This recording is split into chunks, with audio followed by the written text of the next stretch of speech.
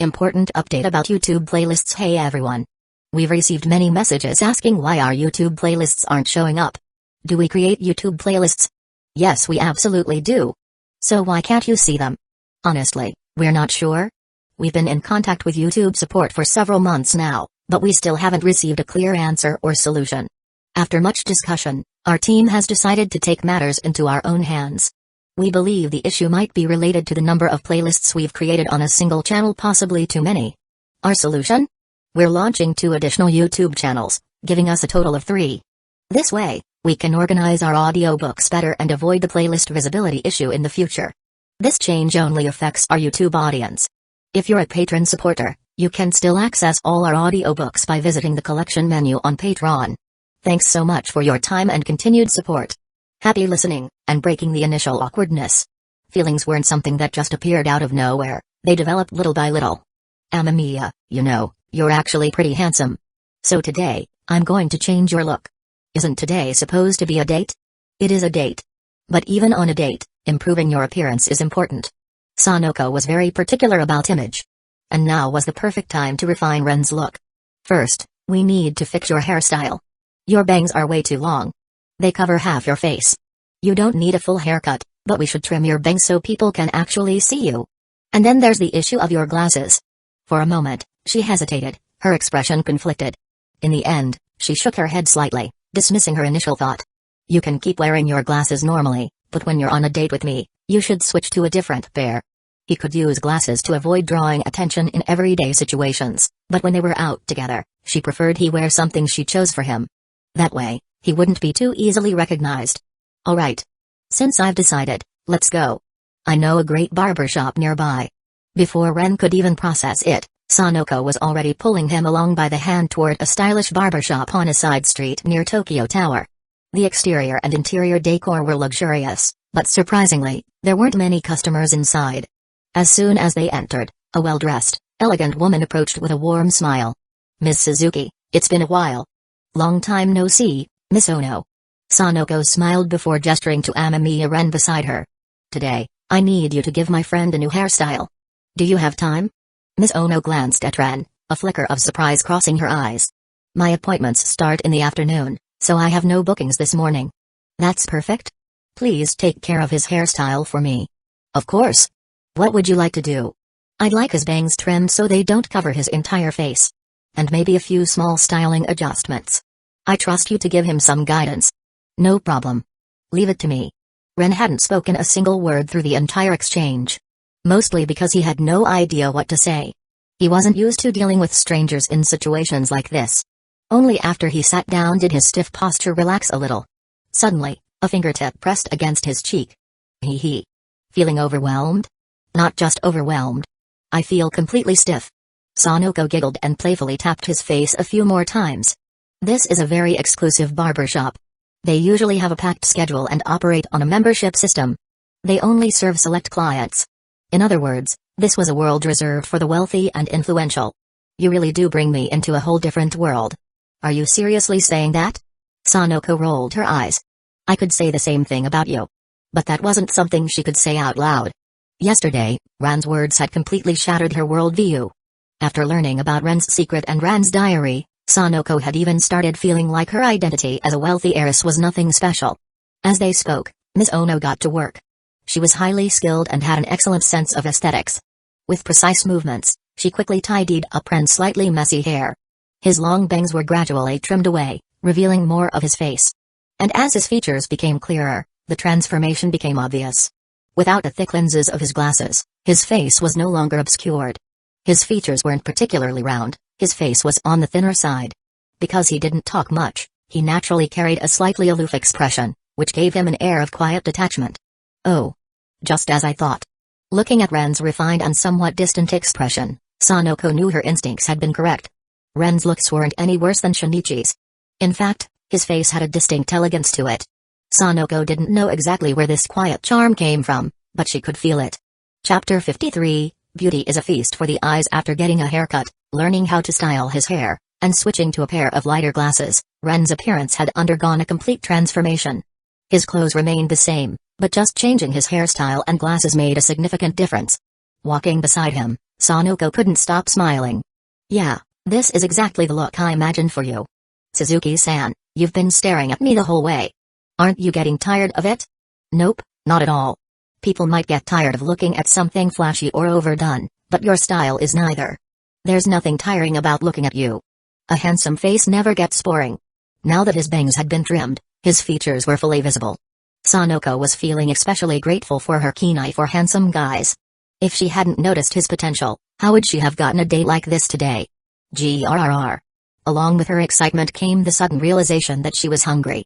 Checking the time, she saw it was already noon. Amamiya, let's grab something to eat first. We can figure out the rest of the day's plans after lunch. Sounds good. This time, instead of choosing a fancy restaurant that suited the atmosphere of a date, Sanoko opted for a casual family restaurant on the street. The food was simple, just a standard meal set for one. Ah. I'm stuffed. After eating, Sanoko leaned back in satisfaction. She had eaten more than usual today. Looking at Amamiya sitting across from her, she suddenly realized why. There's a saying, beauty enhances appetite. And it applies not just to girls but to boys as well. Looking at something, or in this case, someone pleasant, had an unexpected effect on her mood and appetite. In the past, Sanoko had always thought that phrase was just nonsense. But today was an exception. For the first time, she truly understood what it meant. Amamiya, you need to have more confidence in your looks. I'm a very picky judge of appearances. If I say you're good looking, then you are good looking. Believe it.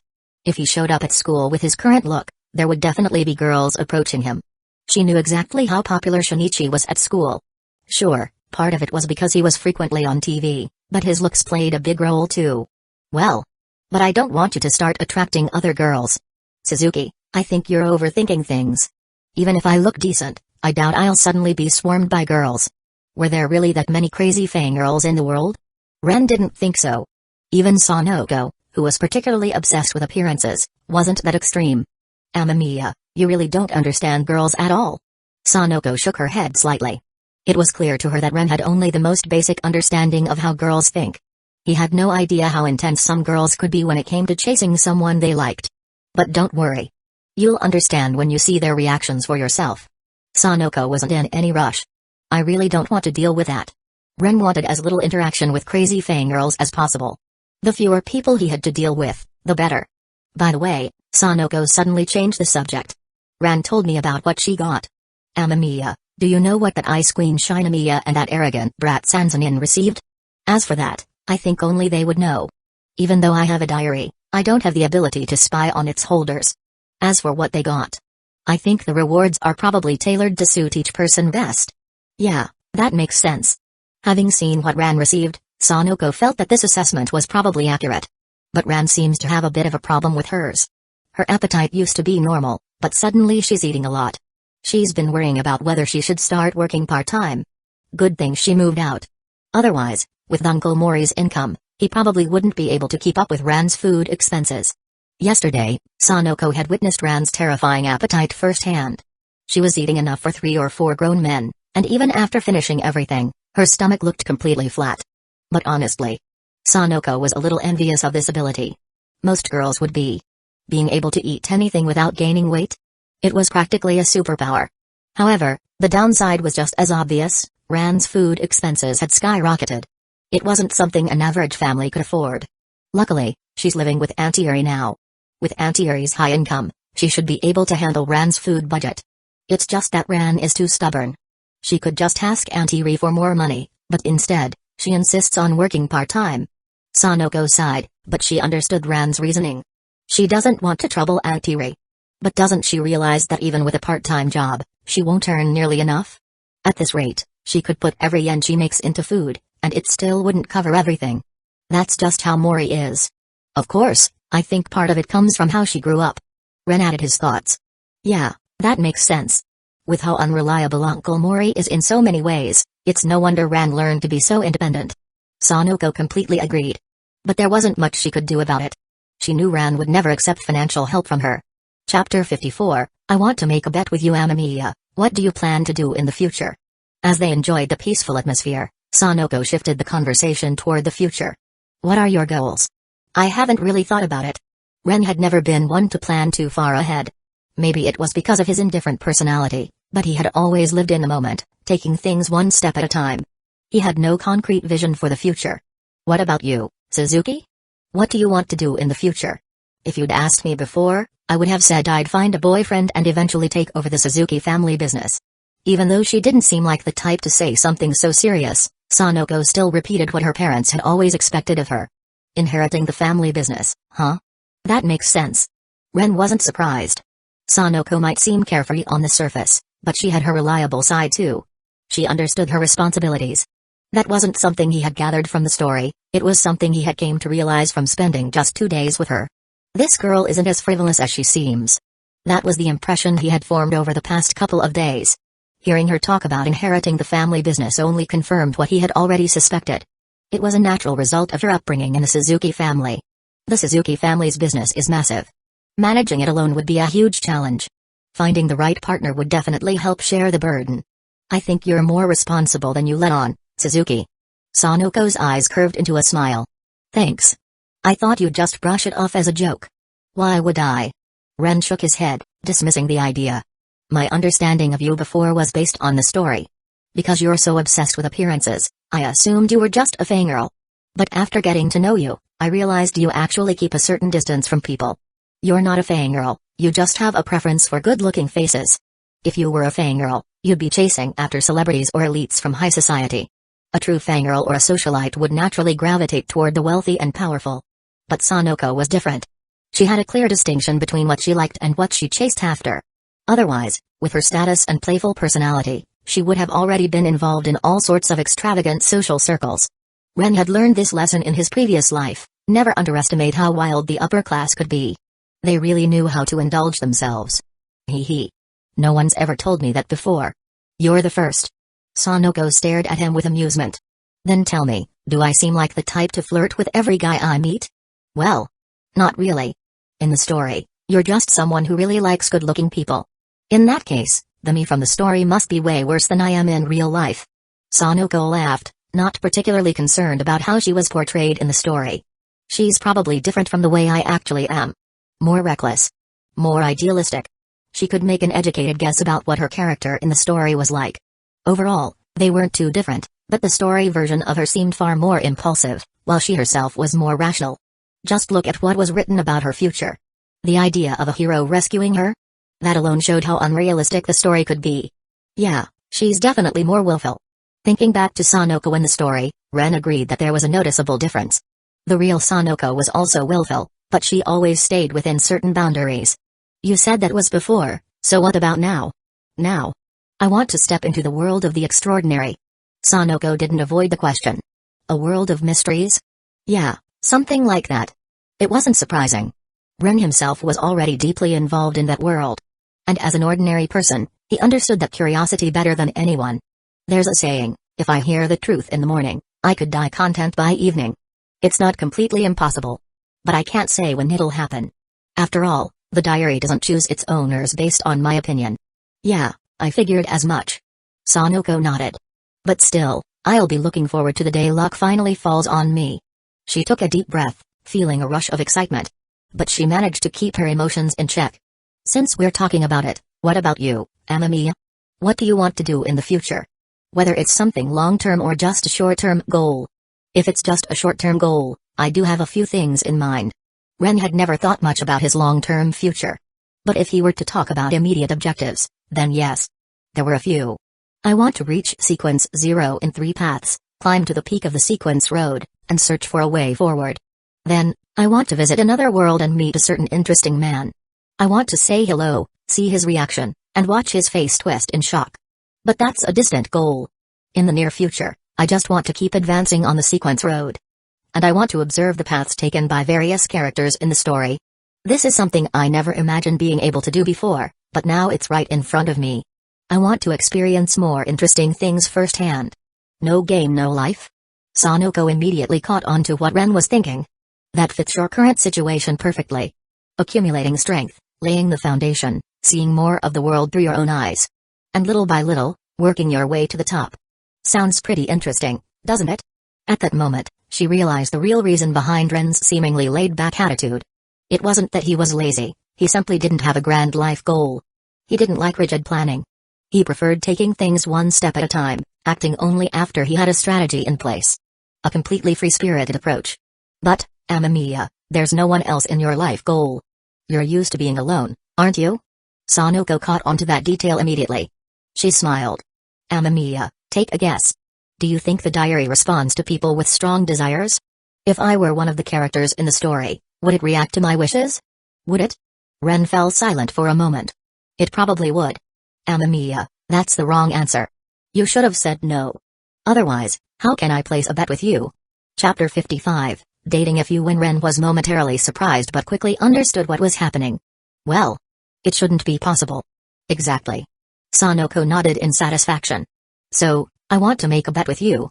The bet is whether or not I'll receive a diary. I bet that I will. So, Amamiya, you have to bet that I won't. Can it really work like this? Having been forced into choosing no, Ren felt his odds of winning were incredibly low.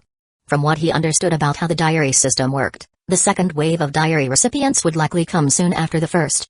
And after the heroines, the next ones to receive diaries would probably be key female supporting characters. Which meant that Sanoko had a very high chance of getting one. Choosing no now was practically throwing himself into a pit.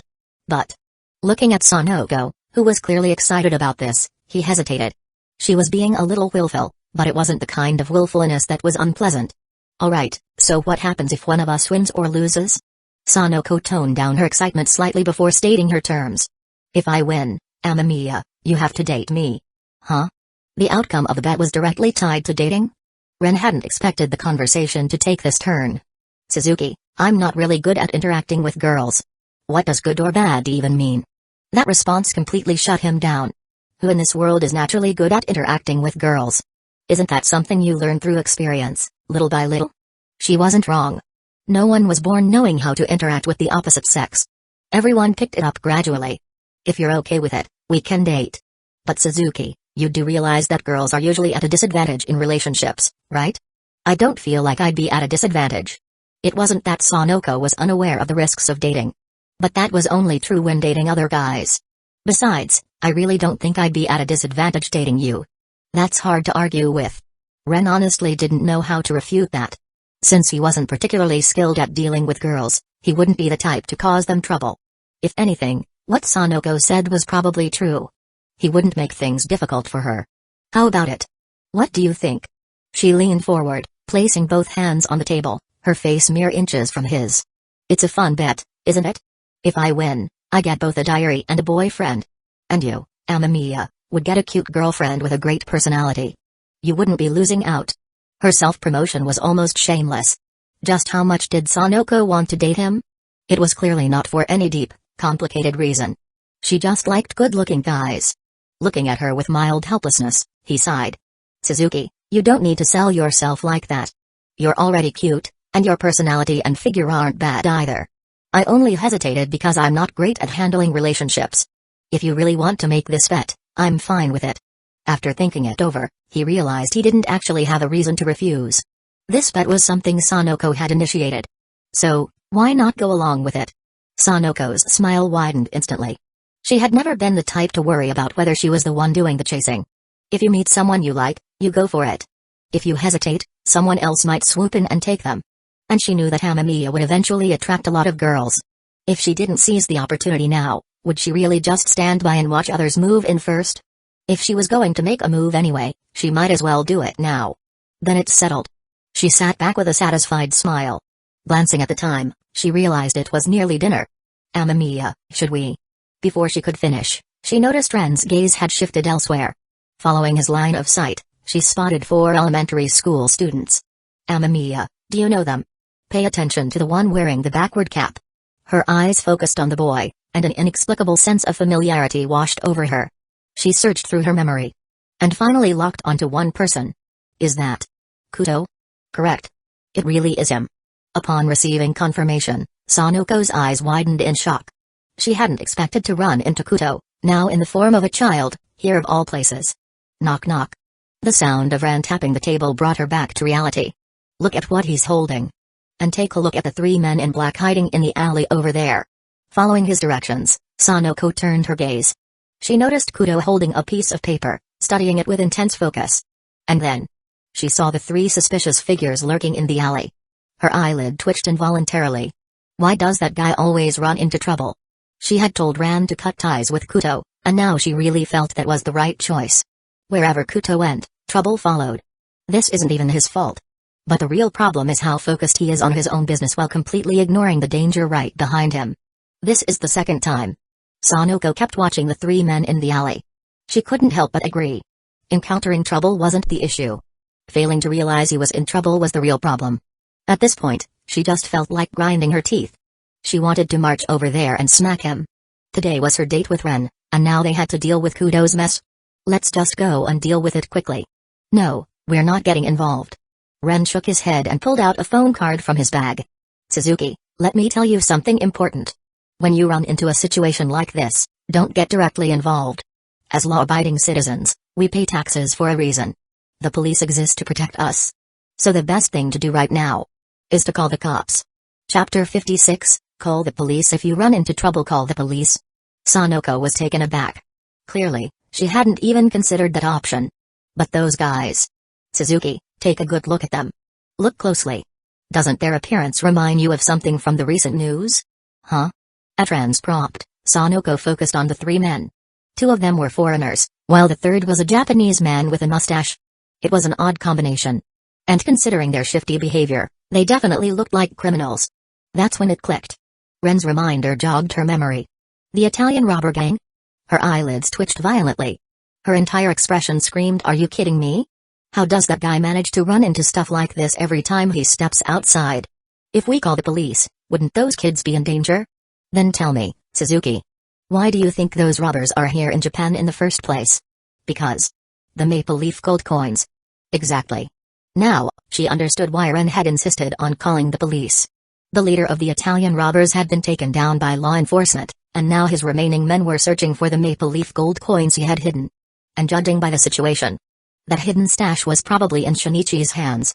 Otherwise, those criminals wouldn't be following him so closely. If Shinichi and the kids didn't return the note they had found, they'd be fine. But once the robbers made their move, things could escalate fast. In this situation, reporting them to the police was the safest option. Unbelievable. I can't believe I ran into Shinichi while out on a date. Yeah, I'd say this is quite the fateful encounter. Fate? Amamiya, are you sure this isn't just bad luck? Ren was silent for a moment. Suzuki-san, hold out your hand. I'll show you a magic trick. Sanoko, though confused, complied. Ren tapped her palm with his index finger. And a gold coin with a maple leaf engraving appeared in her hand? For a few seconds, Sanoko just stared at the coin in disbelief. Then, she examined it carefully. It was real. It was definitely a maple leaf gold coin, the same type the robber gang was after. She glanced at Shinichi, who was still scratching his head on the street, then at the three men lurking in the alley. After a brief silence, she suddenly burst into laughter. So that's why you said it's fate. They're all gathered here because of you. She had to admit. This was fate, in a way. By the way, how did you find the gold coins? Do you have some special ability that lets you locate them in advance? I do. Huh? Wait, seriously? Sanoko had been asking casually, but Ren admitted it so easily that she was momentarily thrown off. After a short pause, she pondered something. Amamiya, do you have a way to handle these maple leaf gold coins? Not really. He understood what she was implying but still had some reservations. Wouldn't dealing with them be a problem? It's not a big deal. My family's assets are massive. A few maple leaf gold coins won't make a difference. Besides, we already own a collection of them. If we just add these to our existing stockpile, no one would ever suspect a thing. Sanoko wasn't concerned in the slightest. Even if the 15,000 coins weren't obtained through entirely legal means, it wouldn't impact her family at all. For most people, 600 million yen was an enormous sum. But for the Suzuki family, it was pocket change. So, she wasn't worried about where the coins came from. But what I do want to know is how you collected them in the first place. That's a fair question. Trading information on a coin distribution network for insight into his own abilities. Not exactly an equal exchange, but Sanoko clearly wasn't trying to exploit him. More than anything, she was curious about how he found them. Eh? You'll actually tell me? Sanoko hadn't expected him to agree so easily. If it's just some of my methods, I don't mind sharing. But my abilities are also my trump card. There are limits to what I can reveal. That's fine. Sanoko knew better than to push. After all, she hadn't even received a diary yet. Some things had to be taken one step at a time. Ren gestured toward the street. But for now, we should focus on dealing with Shinichi's situation. They had to act fast. If those robbers made a move, it could turn into a serious problem. With his blue eyes, Ren could clearly see the guns hidden at the waists of the three men. That was another reason to call the police immediately. Otherwise, if a reckless officer confronted them without knowing the full situation, things could end in tragedy. That guy is always trouble. Sanoko was beyond exasperated. But even if she was annoyed, they couldn't just ignore the situation and let things spiral out of control. So, the two of them left the family restaurant, stepped into a nearby phone booth, and called the police. Tokyo Metropolitan Police Department. How can I assist you? I just saw a Japanese man and two foreign men targeting a group of 4 children on the street. They resemble members of the Italian robber gang. The operator's tone immediately shifted. They seem to be focused on a piece of paper the children are holding. I couldn't see what's written on it, but I suspect it might be related to the 15,000 maple leaf gold coins. Those coins had never been recovered. The operator clearly understood the significance of this report. In addition, when I observed them earlier, I noticed something bulging under their jackets. I caught a metallic reflection. It looked like a weapon. The operator's breathing hitched slightly. Are you certain? I can't be certain. I'm just a passerby, how could I get close enough to confirm?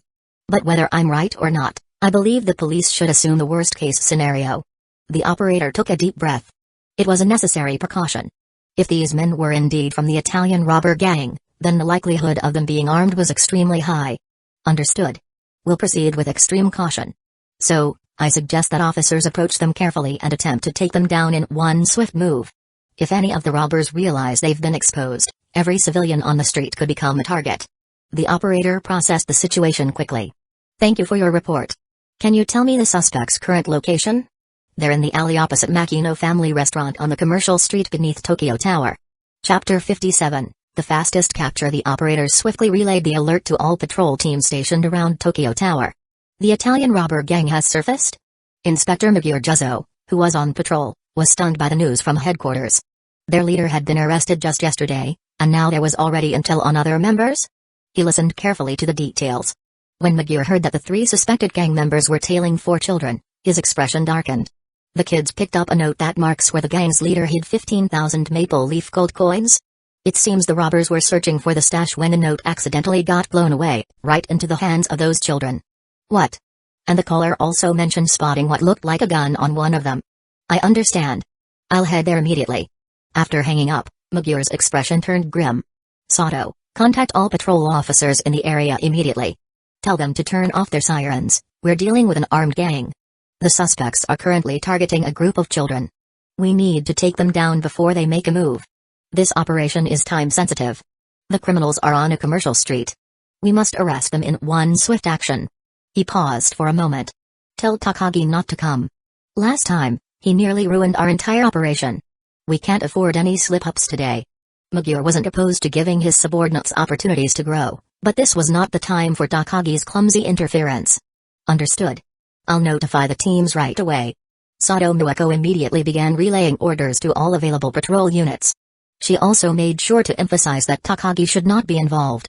Takagi's reputation for being accident-prone had already become infamous within the department. However, considering that they were dealing with armed criminals, no one laughed at his expense this time. Everyone understood the gravity of the situation. Except for Takagi, who sat there red-faced with embarrassment, the rest of the officers moved swiftly toward their target. Meanwhile, Ren and Sanoko stood near the entrance of a milk tea shop, watching the street. Amamiya, do you think the police will arrive quickly this time? There's no need to wonder. They will. Ren was certain. He pointed toward the bustling street. With this many civilians around, do you really think the Metropolitan Police Department would take their time? If anything happens here, the department's higher-ups will definitely be making public apologies tomorrow. And if the brass have to bow to the media, you can bet that the officers below them will face a storm of consequences. So trust me. This time, they're moving fast. Of course, there was another factor at play. The Metropolitan Police Department itself was under pressure. Besides, Shinichi has been all over the news lately. Do you really think the police brass are happy about that? Sanoko smirked and shook her head. Those top officials must be fuming. I hear people say all the time that the police are just a bunch of useless bureaucrats living off taxpayer money. There's no way they'd ever be happy with a high schooler stealing their spotlight. As a member of the Suzuki family, she was well aware of how frustrated those higher-ups must be. especially when cases that should have been their moment to shine kept getting solved by a teenager. The same goes for Shinichi. If he really just wanted to solve cases for fun, he should have let the police take the credit. That way, he wouldn't attract as much trouble. Uncle Yusaku does it the smart way. He helps out behind the scenes but never steps directly into the spotlight. Ren had no problem with that kind of approach.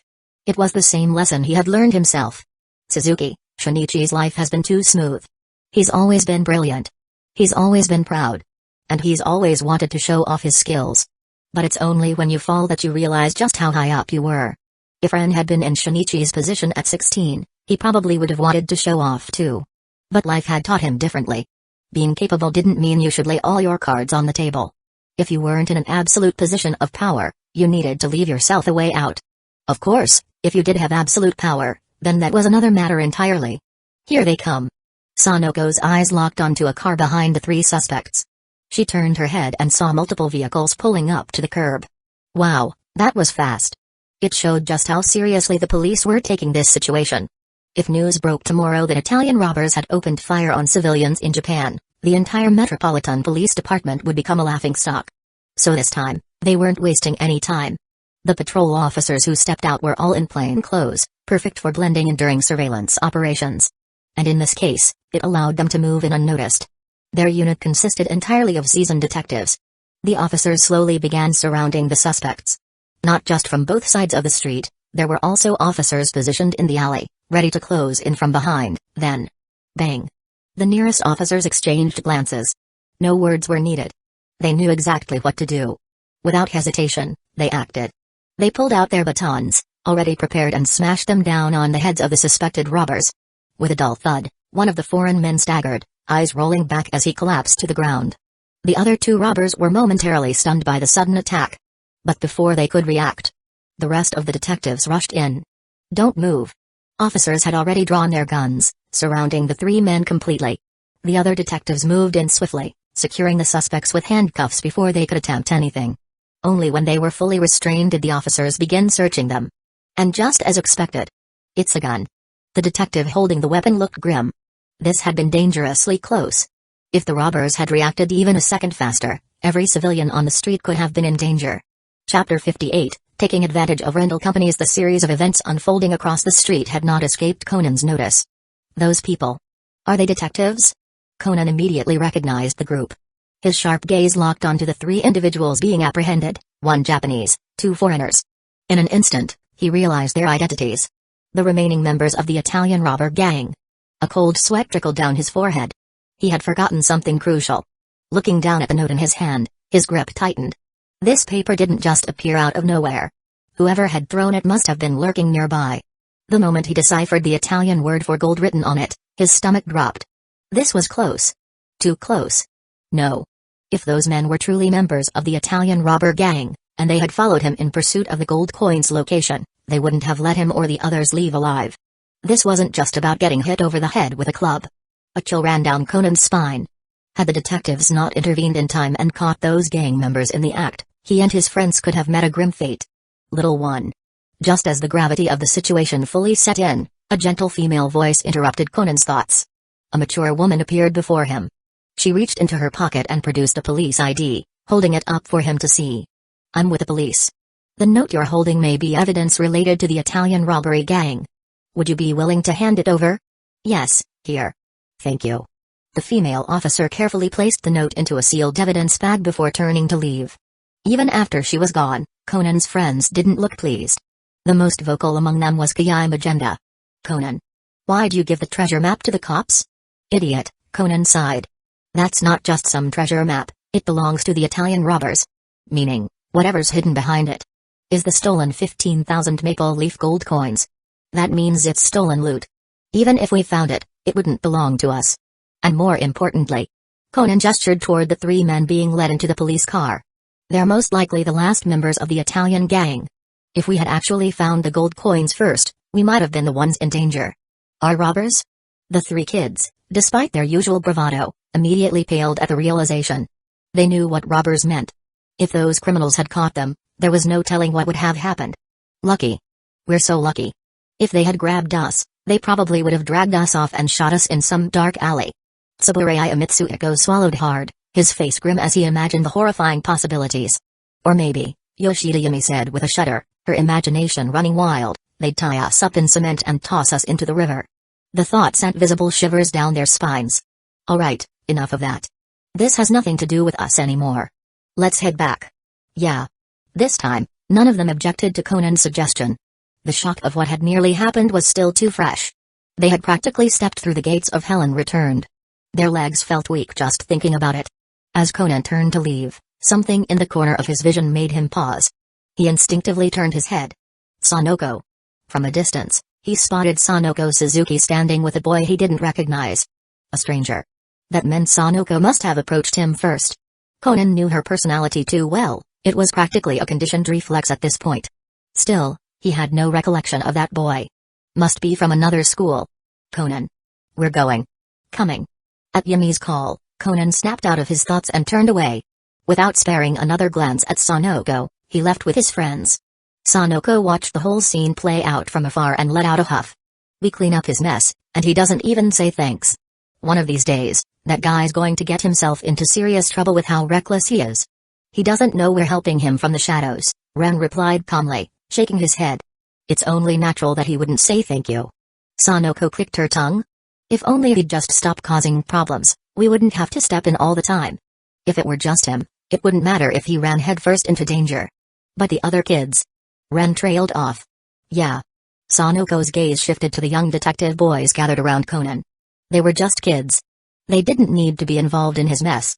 Come on, Ren said. I need to explain some things to you. And I'll show you something interesting. Sanoko's eyes lit up. Ren's ability had something to do with enhanced strength and an absurd appetite. But Sanoko was more intrigued by Ren's abilities. Really? Then I have to see this.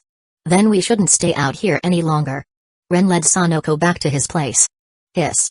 The moment Sanoko stepped into the Amamiya household, a strange, bone-chilling cold made her shiver. Even though she knew about the house's history, she instinctively moved closer to Ren. Are you sure it's okay to live here? She asked warily. It's fine. But this place had a serious murder case in the past. And there were 3 vengeful spirits that I already dealt with them a few days ago. Sanoko stared at him, dumbfounded. Dealt with? Then why is it still so freezing in here? Oh, that's on purpose. What? Ren spoke matter-of-factly. The rent for this house is absurdly low because of what happened here. Otherwise, do you really think I'd be paying only 10,000 yen per month? Not to mention, this is the only house where utilities, water and electricity, are completely free. The rental company did that on purpose? Yeah. Otherwise, they'd never be able to lease this place out again. If it sat empty too long, it'd eventually damage their reputation. They need someone to take the house, even if it means offering absurd incentives. Ren's voice was completely nonchalant. So, if they're already giving it away at a ridiculous price, is it really wrong for me to take advantage of it? He made it sound so reasonable that Sanoko was left speechless. She stared at him, stunned. Just to squeeze every bit of benefit out of the rental company. This guy actually chose to leave some of the lingering bad energy untouched. Chapter 59, Knowledge is a form of contamination. You really are. Sanoko trailed off, unsure of how to put her thoughts into words. But she couldn't deny it. Looking around at the setup of this house, it was clear that under normal circumstances, rent for a place like this would cost several 100,000 yen per month. Yet, Ren was paying only 10,000 yen, with free water and electricity included. It was ridiculously cheap. From that perspective, both Ren and Ran seemed to be quite frugal. But Ren was obviously in a more difficult financial situation than Ran. Based on the information she had gathered, Ren had grown up in an orphanage. After the orphanage shut down, he had been living alone, always scraping by and managing a tight budget. Living frugally was probably second nature to him. She recalled that his life seemed to have improved significantly over the past year. And, thinking about it, that change seemed to coincide with him renting this problematic house. So that was it, because he barely had to spend money on housing, his financial situation had stabilized. Then, do you ever plan on buying a place of your own? No. Ren had no interest in owning property. Renting is more convenient. Besides, real estate here is absurdly expensive. Even if I rent for years, it wouldn't come close to the cost of buying. And on top of that, utilities aren't cheap either. Getting free water and electricity just from renting? Sounds like a good deal to me. Well, most people wouldn't consider living in a house where someone had died to be a good deal. But given Ren's circumstances, Sanoko could understand why he thought differently. Still, What interested her more was something he had mentioned earlier. You said you cleared up the trouble in this house? Did you handle that before I got here? Yeah. Sanoko let out a small breath of relief. In truth, she wasn't fond of dealing with supernatural things. It wasn't like regular dangers. Those, at least, you could see and react to. But things that were invisible and untouchable. Those gave her the creeps. She walked over and switched on the heater. If the problem with this house before had been something else, then the only issue now was how cold it was. As the warmth spread through the room, the lingering chill faded. Sanoko could feel it, the eerie cold wasn't as intense anymore. As long as the room stayed heated, it was manageable. She found a seat on the couch and settled in. Amamiya, sit here. Ren glanced at the couch before carefully sitting on the far side, putting a deliberate amount of space between them. Sanoko immediately noticed. Without hesitation, she slid closer. Leaning toward him. Hee. Come on, Amamiya. Just talk already. Snap. A snap of his fingers. And then, a flood of gold coins suddenly poured out from a swirling mass of gray mist. The sight was nothing short of spectacular. 15,000 maple leaf gold coins rained down, spilling onto the floor. Sanoko sat there, utterly speechless. All she could do was stare, watching as an overwhelming number of gold coins cascaded into existence.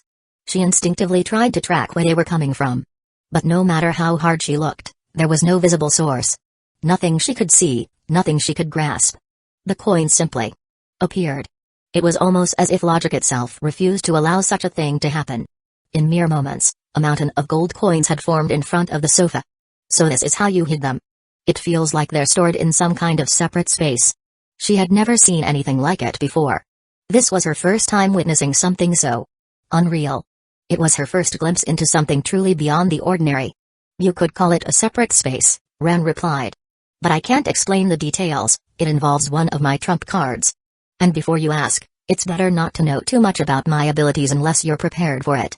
Sanoko tilted her head slightly. Why's that? Knowledge and awareness aren't always good things. Some things. The more you know, the heavier the burden becomes. This is one of the biggest dangers of the path I've chosen. Too much knowledge can be a form of contamination, it can drive people insane. Sanoko's eyes widened slightly. She sat up straighter and, without warning, grabbed Ren's face, pulling him close. Then what about you, Amamiya? Are you okay? The sudden movement caught Ren completely off guard. I'm fine. But that's because of special circumstances.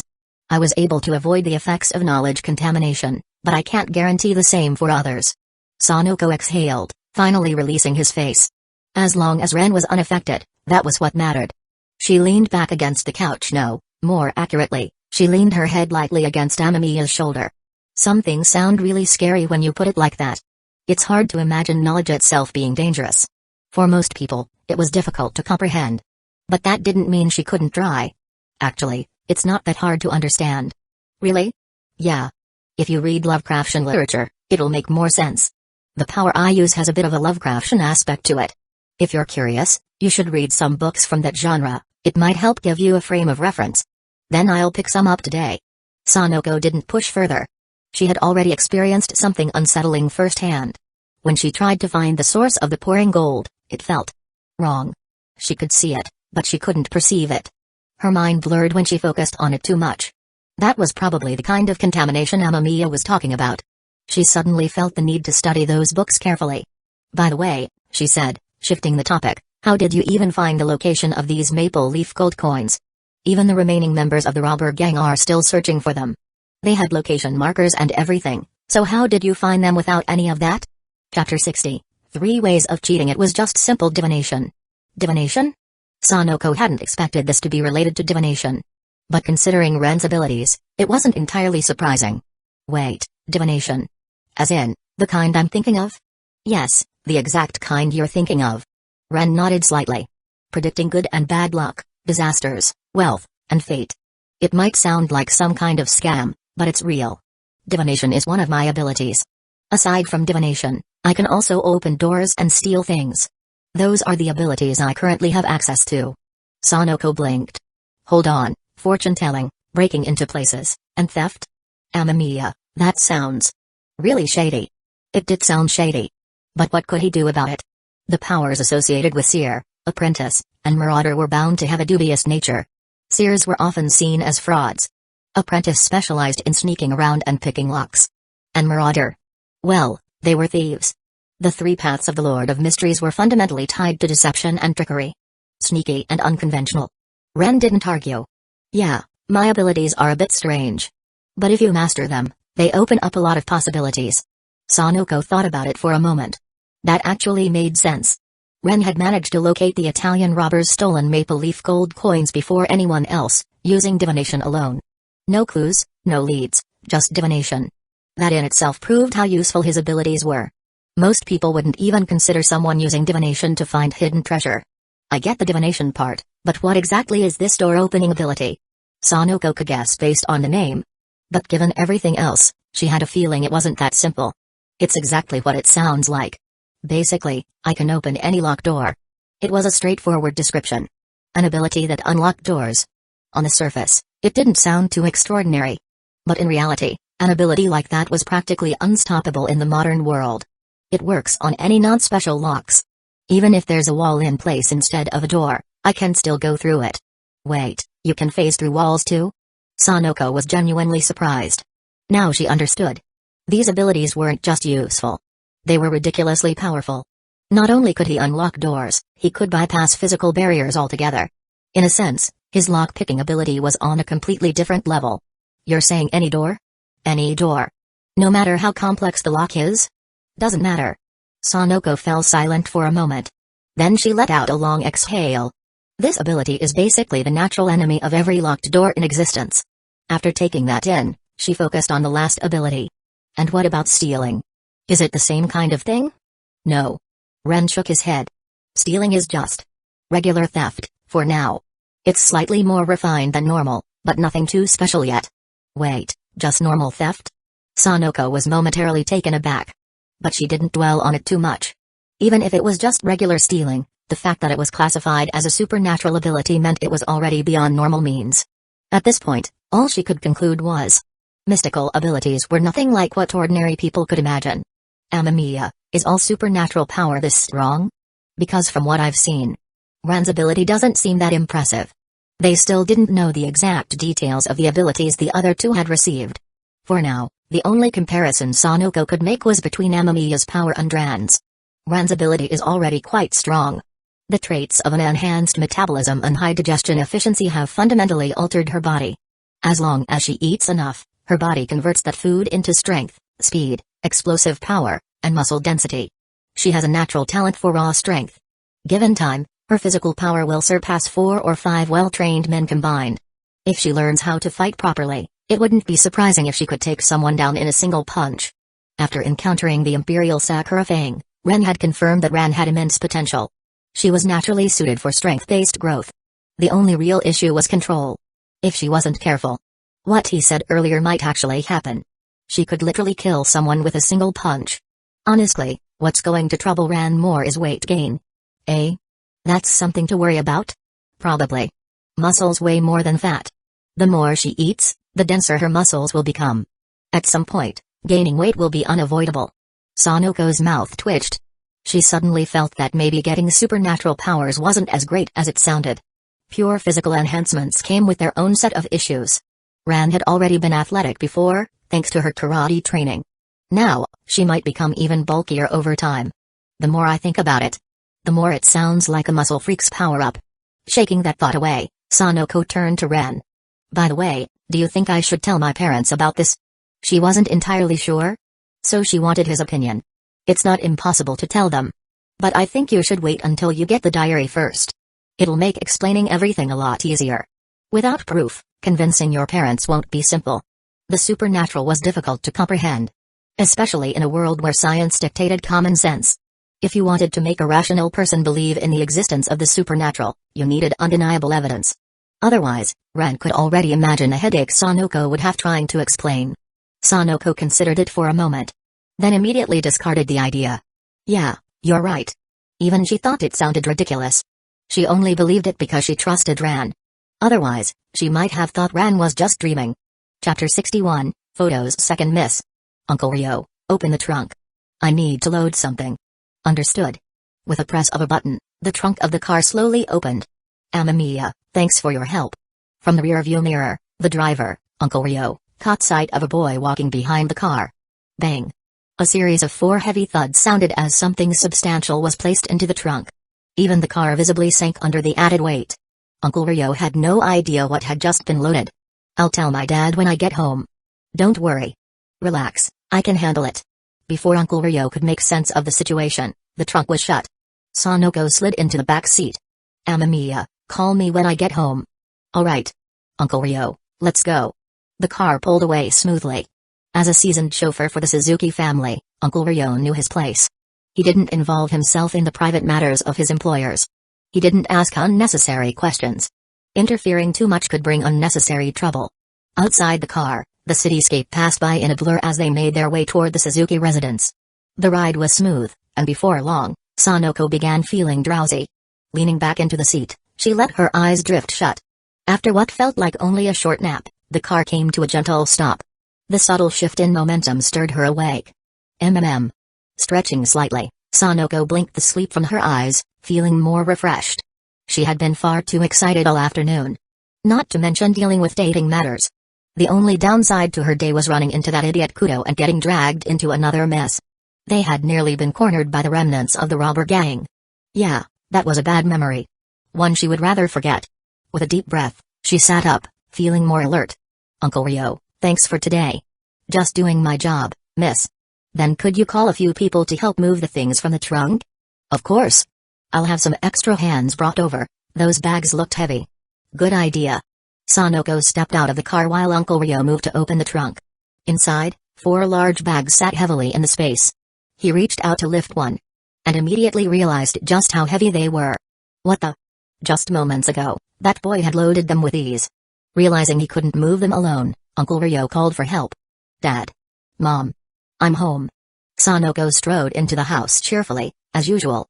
But the moment she stepped inside, she was met with an unusual sight. Her father, mother, and even her sister all wore serious, contemplative expressions. Sanoko frowned, curiosity piqued. "What's going on? Is there a problem with the business?"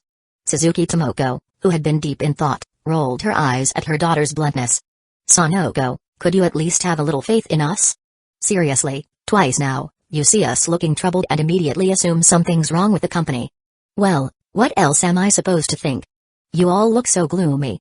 This time, even my sister looks worried." Sanoko. Her older sister, Suzuki Ayako, called her over. Curious, Sanoko walked over and took a seat. Without a word, Ayako handed her a photograph. A frozen RV? The image was grainy, but Sanoko could make out what appeared to be an RV. But something about it felt off. It looked like it had just been removed from a deep freeze. Sanoko flipped through the other photos spread across the table. And suddenly froze. The location in these pictures was tropical land. Her eyes darted back to the frozen RV in the photograph. Now she understood. Among the various images, she quickly found the original, unedited version of the photo. It hadn't been taken inside the amusement park. Which explained why that guy in the Ice Queen had managed to avoid being noticed. But still, it was impressive that her parents had found this at all. Even from such a minor detail, they had managed to pick up on something. Sanoko couldn't help but admire their determination. A photo like this, hidden among so many, would have been impossible to find without careful scrutiny. No doubt, it had taken considerable manpower and resources. But she kept those thoughts to herself. So, a supernatural event happened at tropical land that day? An RV was mysteriously frozen? Then, Dad, have you figured out who it belongs to? Suzuki Shiro sighed, rubbing his temples. Despite the photo being a clear clue, the image was still too unclear. And with the entire vehicle encased in ice, identifying the owner became even more challenging. No. The picture was taken from too far away, and the resolution is poor. With the ice covering everything, it's even harder to determine who owns it. That was expected. Sanoko knew her father wouldn't have had any concrete answers yet. Still, the conclusion was already becoming obvious. She decided to say aloud what her father was thinking but hadn't voiced. There aren't many people who can freeze an entire RV and then conceal it from sight. Considering who was at tropical land that day. The Ice Queen seems like the most likely culprit, right? Shiro had reached the same thought. But he still hesitated, shaking his head slightly. If this has to do with Sanzan in helping Shinomiya, then how did Sanzan in even know about it? Sanzan in Nagi approached Shinomiya Kaguya the next day. Which means she already knew Shinomiya Kaguya's identity beforehand. If Sanzan and Nagi immediately locked onto Shinomiya Kaguya, then that suggests they shared some kind of common experience. What a mess. Suzuki Shiro massaged his temples again, frustrated. There's no clear connection. And all we have to go on is this single blurry photo. It's not enough to prove anything about Shinomiya Kaguya. It was a weak link. Shiro knew his reasoning wasn't built on solid evidence. Rather than deducing from factual clues, he had worked backward, assuming a connection based on the cooperation between Shinomiya and Sanzanin. But without further proof, it remained just that. A guess. So basically, this is all speculation, with no actual proof? Sanoko sighed. Dad, let me give you some advice. Don't get obsessed with this. Even if you do confirm a connection between Shinomiya and Sanzanin, what does that have to do with our family? You can't just wave a photo in front of them and say, I know your secret, so let's talk. So, Dad, my advice? Be realistic. Don't waste time chasing shadows. Chapter 62, Agreement with Dad. Shiro felt conflicted. He had always been deeply curious about the unknown, with a strong yearning for mystery. The Suzuki Zaibatsu had already reached the peak of what a business empire could achieve. There was little room for further expansion. Having nearly conquered the corporate world, Shiro found himself drawn to mysteries, things beyond human understanding, beyond the reach of wealth and logic. Now that he had stumbled upon some clues, he didn't want to let them slip away. But at this moment, frustration weighed on him. If he couldn't find a direct connection between Shinomiya Kaguya and Sanzan Inagi, then the trail leading to the supernatural would vanish before his eyes. As for any potential threats, that was laughable.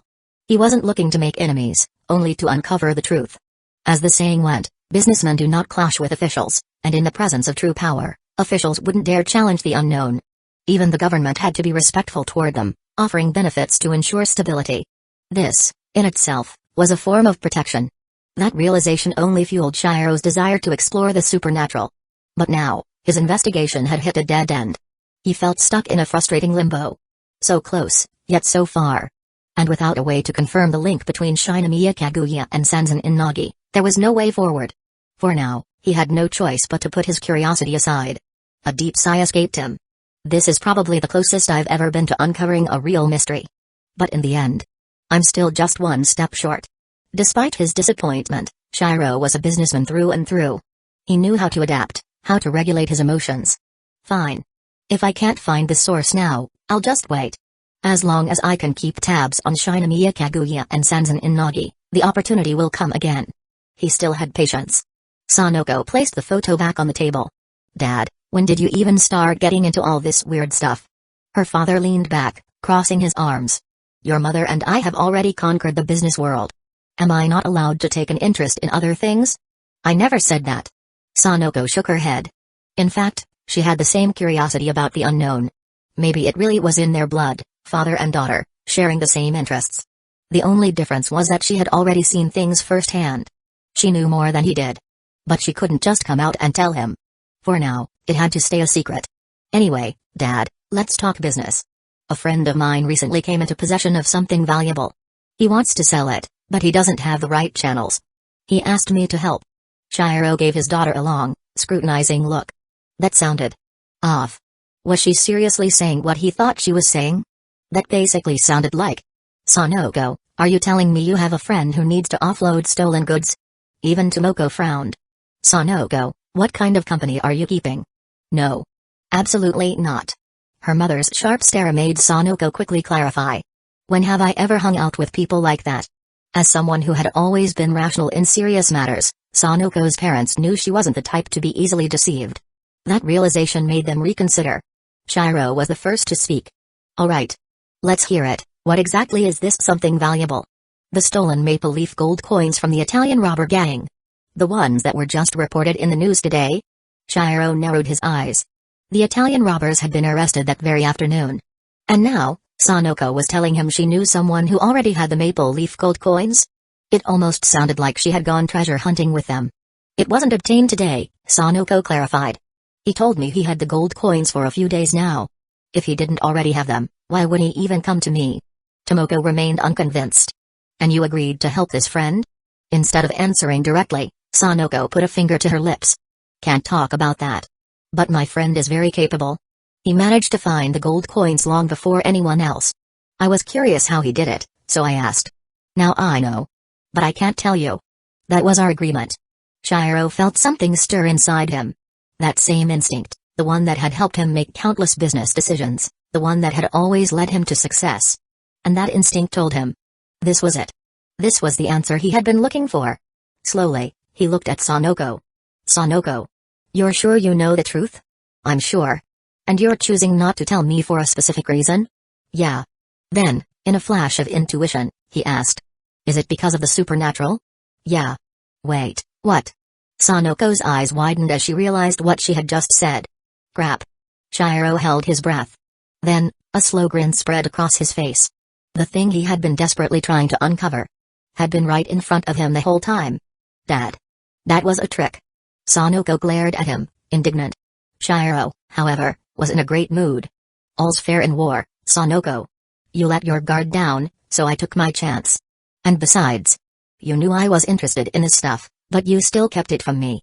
If you want my help now, don't expect me to hold back. Leaning back into the couch, he gave her a smug smile. Here's the deal. I won't pry into what you're involved in. I won't investigate your friend. But the moment you can tell me, you will. And in return, I'll take care of exchanging those maple leaf gold coins for you. Deal? He wasn't in a rush. Now that he knew his daughter was a direct link to the supernatural, all he had to do was wait. Sanoko hesitated, puffing out her cheeks in frustration. She had walked right into that one. But she couldn't refuse. She needed her father's help to handle the gold coins. Fine. With a reluctant sigh, she accepted the deal. Even though she was still annoyed that her dad had tricked her. She had to admit. That was exactly the kind of thing she would have done too. Chapter 63, 2 more transfer students. After returning to her room, Sanoko flopped onto her bed with a groan. My dad found out after all. Honestly, she had expected this outcome. In their family, moving large amounts of money required approval from her parents. She had planned to keep it under wraps and negotiate with her father later. But he had caught her off guard, blindsiding her with a trick question. Ugh. I need to talk to Amamiya first. She picked up her phone and sent a message.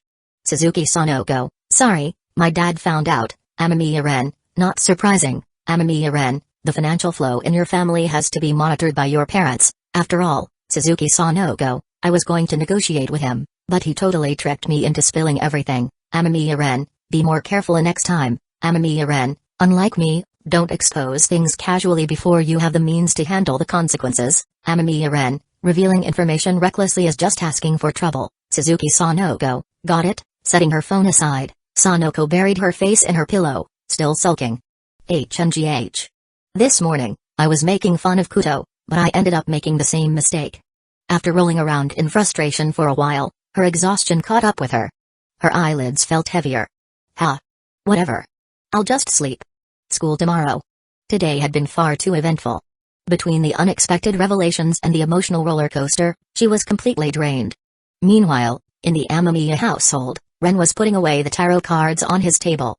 The Suzuki family really has a strong investigative spirit. In that regard, father and daughter are practically identical, both drawn to dangerous yet fascinating things.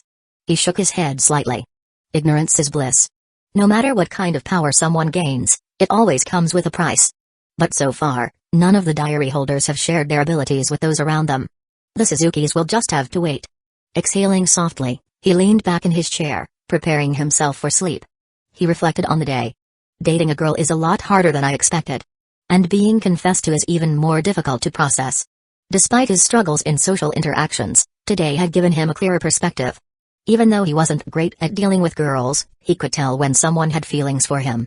It was his first time realizing that girls could actually be cute. Removing his glasses, Ren gazed up at the ceiling. Suzuki. She's completely different from how she's portrayed in the story. Just like Ren. The accumulation of disappointment eventually made her let go. Maybe the records about Shinichi in the diary were what pushed Ren to make her decision. I can't keep treating people like they're just characters from a story. Stories are only references. He knew his own problem. He had been distancing himself from the world, observing rather than engaging. Combined with his naturally introverted nature, that had only made things worse. But it wasn't that he disliked people. He just wasn't good at talking. Still, he knew he had to take things one step at a time. Running a hand through his hair, he sighed. He had never really cared about his hairstyle before. But now, for some reason, he found himself thinking about it. As he pondered, drowsiness overtook him. He was sleepy. The clock read 8:43 p.m. his usual bedtime. Over the past year, he had developed a strict sleep schedule. And habits like that weren't easy to break. After a quick wash, Ren went to bed. A full night's rest erased all traces of exhaustion. The next morning, Ren followed his usual routine. Waking up, washing up, eating breakfast, and heading off to school. He assumed it would be another ordinary day. But apparently, fate had other plans. Just before the first class, the teacher walked in with two unfamiliar girls. "All right, class. We have two new transfer students joining us today." Standing beside the teacher were two girls who looked far younger than typical high school students. They appeared to be around 13 or 14, practically junior high or even elementary school aged. Naturally, someone in the class raised their hand in protest. Teacher? Are you sure you have the right classroom? Sit down." "No, I'm not in the wrong place." The teacher shot them a glare before continuing. These two are indeed high school students. In the back row, Ren felt his eyelid twitch. He recognized them. The blonde girl with twin ponytails. Sansan Inagi. The black-haired girl with long, straight hair. Sajinamiya Izumi. Very familiar faces. But what surprised him was that the eldest daughter of the Sansan-in family had actually chosen to attend school. She was supposed to be a hardcore shut-in. She shouldn't even like school. Yet here she was. And not only that, she hadn't even enrolled in the elite school she was supposed to attend. Instead, she had transferred to Titan High School. When the teacher mentioned Hakuo Academy, murmurs spread through the class. Everyone who knew the name instantly reacted. Hakuo Academy was a prestigious institution, a school for the elite. Almost every student there came from either wealthy or noble families. There were some exceptions, genius students admitted through scholarships. But those were rare cases. Hakuo Academy has a policy allowing students with exceptional grades to skip ahead. These two happened to be among the students who advanced early, something quite common in Hakuo. That still didn't sit well with some students. "Teacher." One student couldn't hold back. "Why would students from Hakuo Academy transfer here?" The teacher remained firm. "Transfers are a personal matter. Everyone has the right to choose their own school, including these two students." That explanation was complete nonsense. But it was clear the teacher had no intention of elaborating. Only the people involved knew the real reason. Still, the teacher remembered the principal's specific instructions. "Do not let anyone cause unnecessary trouble for these two. One more thing. I expect all of you to respect these new students and not cause any issues. Especially the overly enthusiastic boys. And the gossip-hungry girls. Am I understood?" The not-so-subtle hint was loud and clear. The entire class immediately got the message. Chapter 64, Diary Fishing Method. I really didn't expect this. Sansan-in and Sajinamiya, both from Hakuo Academy, transferred at the same time. By the way, Sansan-in Nagi must have really made up her mind. Her shut-in tendencies are pretty extreme, and Sajinamiya Izumi, her abilities are undeniable, but her weaknesses are just as obvious. She's far too soft when it comes to Sansan-in Nagi. That girl is her biggest weakness, also. She has no sense of direction, and I don't mean the losing your way in a mall kind. I mean accidentally wandering into another country levels of lost. One is the wealthiest representative of Hakuo, and the other is the most mysterious figure in the academy, aside from Athena Tenisu, and yet, they both abandoned Hakuo and transferred to Titan High. While Ren had speculated that Nagi might come eventually, he hadn't expected her to make the decision so quickly, within just a week. To be honest, this meant she was serious. Nagi's life had been relatively carefree, so why would she suddenly step into something so troublesome? Was it for the same reason as Sanoko? Hard to say. But one thing was certain, she was putting her hopes on the diary. Otherwise, there was no way this hardcore shut-in would willingly leave her comfort zone. Ren still remembered that in the original story, the only thing that pushed her toward independence was Maria leaving. Now, she had taken that step on her own. That alone was enough proof. Her reason had to be something as important as Maria's departure. With that thought, Ren continued writing. If I remember correctly, in the original story, Maria's departure was the catalyst for Nagi's independence. She willingly gave up her inheritance rights to the Sansan-in family. Oh, and there was another key figure involved, the other protagonist of that story, Sansan-in Nagi's butler and Athena Tenisu's promised one, Ayasaki Hayate. Once the misunderstandings between them were cleared, Nagi willingly let go of everything. Her wealth, her status. And chose to stand on her own. That was the conclusion of her story. It's hard to imagine that in just 3 years, a rich girl who lacked any skills beyond intelligence had transformed into a fully independent person. If that's the case, then her reason for leaving home and coming to the school she hates most must be just as significant. At least, it has to be something as big as Maria resigning, and the only thing that makes sense is Sansan-in Yukiriko. That had to be it. Ren had no idea whether the diary had the power to bring back the dead. But that wouldn't stop Nagi from trying. If she had taken such a drastic step, then this was likely her motivation. All that was left was to wait. Wait for the diary to stir emotions in its readers. And sure enough, he didn't have to wait long. At noon, Nagi walked over to Ren's desk, her head lowered, emotions tightly restrained. "Come outside. We need to talk." With that, she turned and left the classroom. Ren nodded slightly. That reaction confirmed his guess. He quietly followed her out, maintaining some distance as they walked to the infirmary. It was a good choice. A quiet place. Ideal for a private conversation. But when they stepped inside, Ren saw someone unexpected. Maria. The maid who had raised Nagi. However, she wasn't in her usual maid uniform. Instead, she was wearing a white coat, looking more like a doctor in cosplay. "Hello, Mr. Amamiya." "Hello, Ms. Maria." Maria observed the boy before her.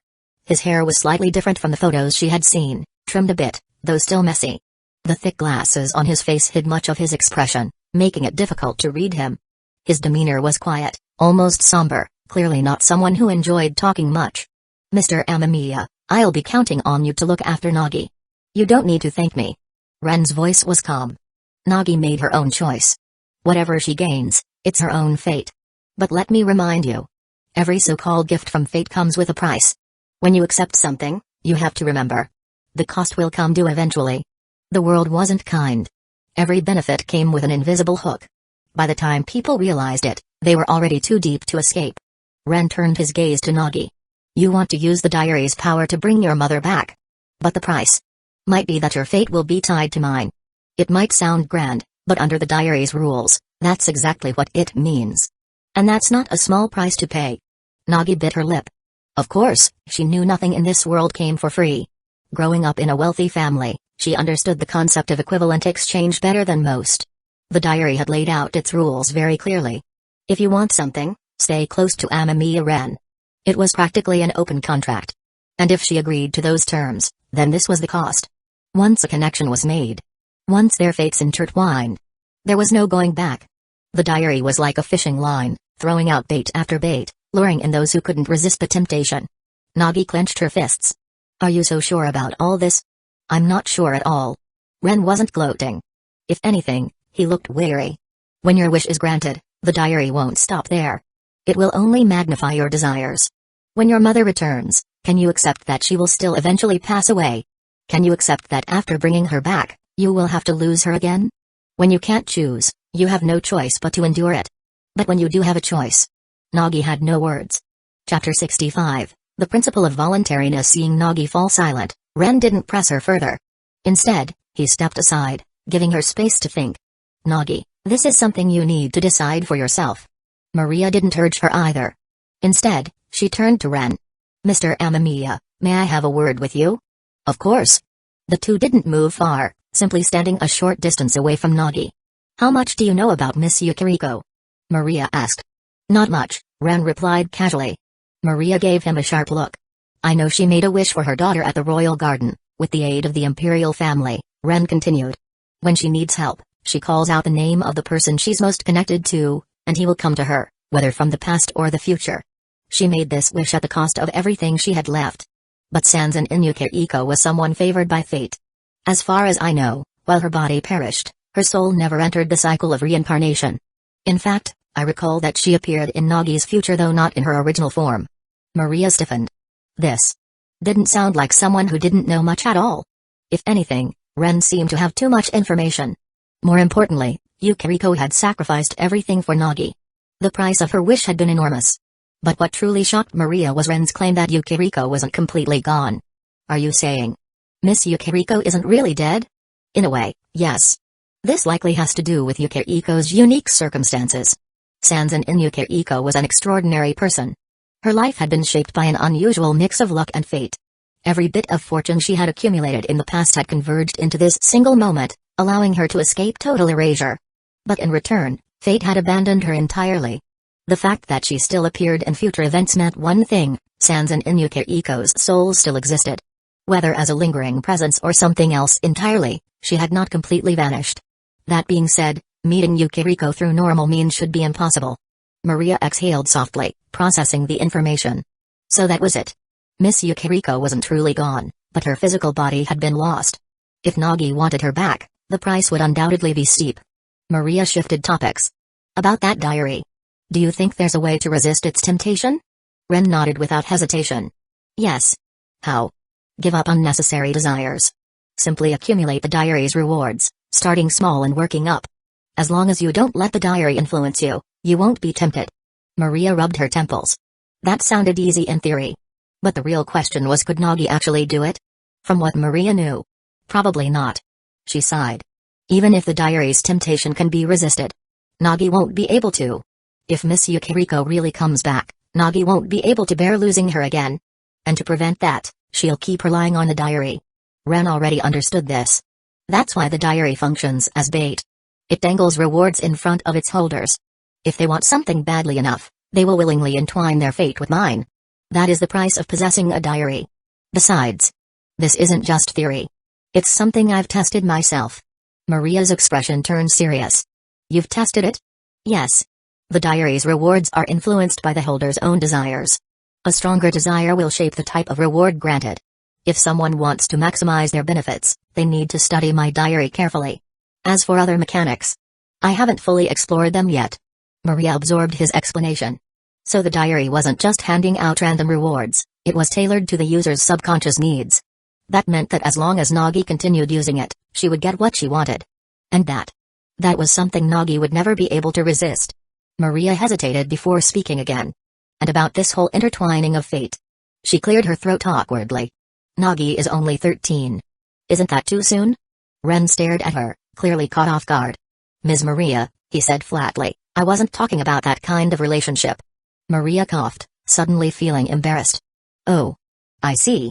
What I meant, Ren continued, was that as Nagi and I interact more, our fates will naturally become more connected. As time goes on, that connection may deepen. But that doesn't mean we're destined to have that kind of relationship. Maria let out an awkward chuckle. Right. That makes sense. Honestly, she had jumped to conclusions. For a moment, she had imagined something far more inappropriate. But now she understood what Ren meant. It was about proximity and influence. Not romance.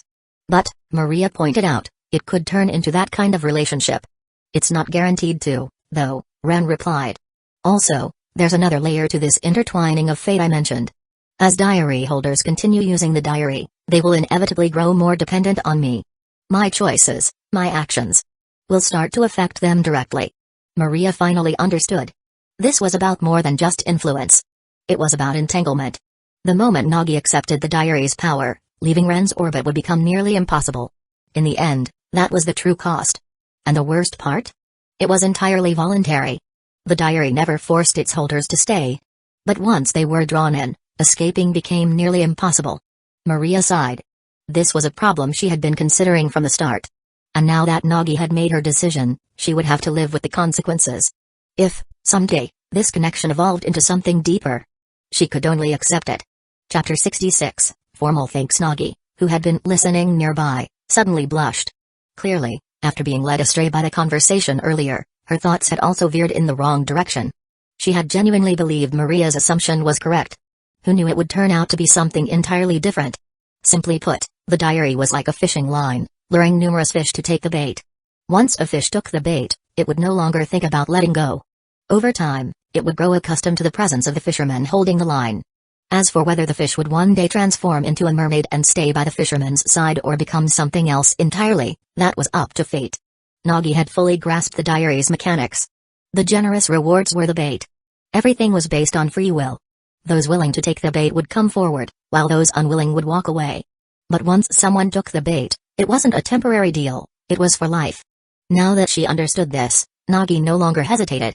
I've made up my mind. She slowly approached Ren, her cheeks still tinged with red. If I didn't already know, I wouldn't have made this decision. I accept the cost. So, your thoughts just now were also wrong? A 13-year-old girl actually thinking about stuff like that. Hearing this, Nagi's face, which had only been slightly flushed before, instantly turned bright red. Clearly, it was her own fault for overthinking things. There are some things you just have to accept yourself. It's all about personal choice. With that, Ren took out his diary and proceeded to complete his entry for the day. You've read today's diary, right? Yeah. Then let's test something. Will what you desire most in your heart right now manifest? Nagi swallowed nervously. She took out her diary. Her daily draw had been unlocked. She selected the lottery option. Genshin Impact, obtained, Vision, Geo, a pendant materialized out of thin air, bearing an orange-yellow rock emblem. However, the emblem remained gray, indicating that the vision had yet to be activated. Another vision? Nagi picked it up. But unlike the last time, this one didn't glow, the Geo symbol remained dim. Why isn't it reacting? A person can only have one elemental attribute. You already have one. Then. This must be for someone else. Nagi was momentarily stunned before glancing at Maria. After reading the diary, she knew that Maria would eventually leave in the future. That was something she didn't want to happen. She wanted Maria to stay by her side. So, was this what she truly desired at this moment? Taking a deep breath, she tossed the vision toward Maria. Maria, this is for you. Caught off guard, Maria instinctively caught the vision. The moment she touched it, the dull gray emblem turned a brilliant gold. A sudden surge of weighty power filled her body. She stared blankly at the glowing vision in her hand. Nagi, you. This sudden change left Maria completely bewildered. She had no idea why Nagi had done this. But the instant she accepted the vision and activated it, she realized she had been tricked. Maria, you can't leave me. Maria's face showed a trace of helplessness. She shot a slightly resentful look at Ren. Mr. Amamiya, you've written too many future events into your diary. She didn't need an explanation. Nagi must have made this choice after reading about her future. Looking at the glowing vision in her hand, Maria knew she could no longer follow the path she had seen in the diary. She had been pulled into the game. Now, there was no way Nagi would grow independently without her. Ren remained silent. As he had said from the very beginning, this was entirely Nagi's choice. These are your own decisions. Maria, even if I didn't say anything, would you really leave Nagi alone to grow up in an unfamiliar and uncertain world? That was the truth. Maria had no rebuttal. She couldn't bring herself to abandon Nagi in an unknown environment. Especially when that world might be far more complicated and dangerous than she had imagined. She looked down at the vision in her hand and sighed. At this point, even if she didn't want to make a choice, Nagi had already made it for her. I understand. I really can't leave Nagi-chan to face such an unknown future on her own. She let go of any lingering doubts in her heart. Ren quietly observed. A George vision. Come to think of it, a maid possessing the Geo element seemed fitting. Steadfast, reliable. It suited Maria's role perfectly. She was the first person close to him to benefit from this. Would the same happen with Shinamiya next? Or perhaps the second wave of diary holders was about to appear? Even Ren himself wasn't entirely sure how the selection process worked. The diary's choices seemed far too unpredictable. Did the diary truly select holders based on their desires? If so, then Sanoko's wish should be the strongest among them. By that logic, she should be the first in the second wave of recipients. But the specifics remained uncertain. Only through further testing could he uncover the true rules behind the diary's selection process. Any other questions? No. Nagi shook her head slightly. She had already received all the answers she wanted. It was time. She had made her choice. She refused to carry the regret of an unresolved argument. One day, she would face her mother again and say what she needed to say. Her mother was the person she loved most. She was sorry. But she would not allow herself to live with regret. This time, Nagi stood up straight and expressed her most formal gratitude to Ren. Thank you, Amamiya. Perhaps the diary's selection process had not been Ren's decision. But the benefits she had gained from it were all thanks to him. And for that, she owed him a proper thank you. This was an opportunity she had unknowingly been given. And it was far more precious than the power she had received. You're welcome. Chapter 67, Diary Holders Gathering Today. The Amamiya household was unusually lively. Since the diary holders had never formally gathered before, a proper meeting was arranged after school. Naturally, the Amamiya residence was chosen as the venue. As the diary's owner, it made sense for Ren's home to serve as the central meeting point. This time, the group naturally split into three smaller factions based on familiarity. The first group consisted of Ran and Sanoko. The second included Kaguya and Hayasaka. The third was composed of Nagi, Izumi, and Maria. Each faction sat in separate sections of the room, and the atmosphere was somewhat tense and quiet. Breaking the silence, Sanoko was the first to speak. I was wondering why you, of all people, would go to an amusement park for no reason. Her gaze landed on Kaguya. Whether it was you or that some dear brat, you totally got caught that day. My dad even picked up on some clues. Both Kaguya and Nagi reacted with surprise. That frozen RV wasn't a big enough hint? Kaguya hesitated for a moment, then shook her head slightly. That was my mistake. The power I obtained that day caused a far greater reaction than I expected during my initial test. I had Hayasaka clean up the situation afterward. I didn't think it would still attract attention. Sanoko rolled her eyes. The amusement park's internal data was erased, but my dad started investigating from the outside. I thought nothing would come of it. But a low-resolution photo actually got captured. That was an oversight. Kaguya understood immediately, it was her fault. She had instinctively used her newly acquired power without considering the consequences. I take responsibility. I had just obtained that ability, and my curiosity got the better of me. I didn't anticipate it would be that overwhelming. No kidding. Hayasaka took the opportunity to complain. The ice from Kaguya-sama's ability didn't just freeze the RV, it gave me frostbite inside the vehicle. At that moment, Ren studied Kaguya with his spiritual vision. His eyes locked onto something within her, her spiritual body had an unusual presence. Something was attached to her. A parasitic entity. Sensing danger, the presence immediately went still. Ren quickly deduced what kind of power Kaguya had acquired. A devil fruit. And a powerful one at that. The ice fruit. Ren met Kaguya's gaze. A Logia class ability like this contains terrifying power. It can freeze anything in an instant, even the ocean. If used correctly, it can permanently alter an island's climate and terrain. Kaguya's eyes widened slightly. She had never imagined that the inedible fruit she consumed would grant her such an extraordinary ability. Of course, Ren continued, with great power comes great risks. This is something you need to be aware of. Kaguya's expression turned serious. I understand. There's no such thing as power without consequences. She paused for a moment before rising from her seat. Speaking of which, I haven't properly thanked you yet, Amamiya. If it weren't for you, I wouldn't have gained this ability. Ren shook his head slightly. This is a power you obtained yourself. No. Kaguya's voice was firm. This power came from the diary. If not for you, I would never have had this opportunity. She understood that perfectly. No, to be precise, she had understood it from the start. Growing up in the Shinomiya family, she was well aware of how opportunities were gained. In addition, she continued, I also owe you an apology for testing you last time. Testing me? Ren glanced at her thoughtfully before realization dawned. I see. You wanted to see if I could use the diary to manipulate you, if I had the power to force you to submit. Kaguya nodded slightly. That had been another test she had carried out in secret. As rude as it was, I needed to know. Ren understood. A diary that could grant such powerful rewards was naturally something that invited suspicion. And if the owner of such a diary harbored ulterior motives, the risks to its holders would be immeasurable. It was an answer that needed to be verified. Had he been in her position, he would have done the same thing. Don't worry about it. If I were you, I'd probably reach the same conclusion. If the diary's influence was in the hands of someone dangerous, then the so-called gift wouldn't be worth having. Thank you for understanding. Kaguya gave a small bow of appreciation. Since we're on this topic, Ren said, I'll repeat what I told Sanzanin. He proceeded to explain what he had discussed with Nagi. Everyone present grasped the implications. They also understood the price attached to the diary.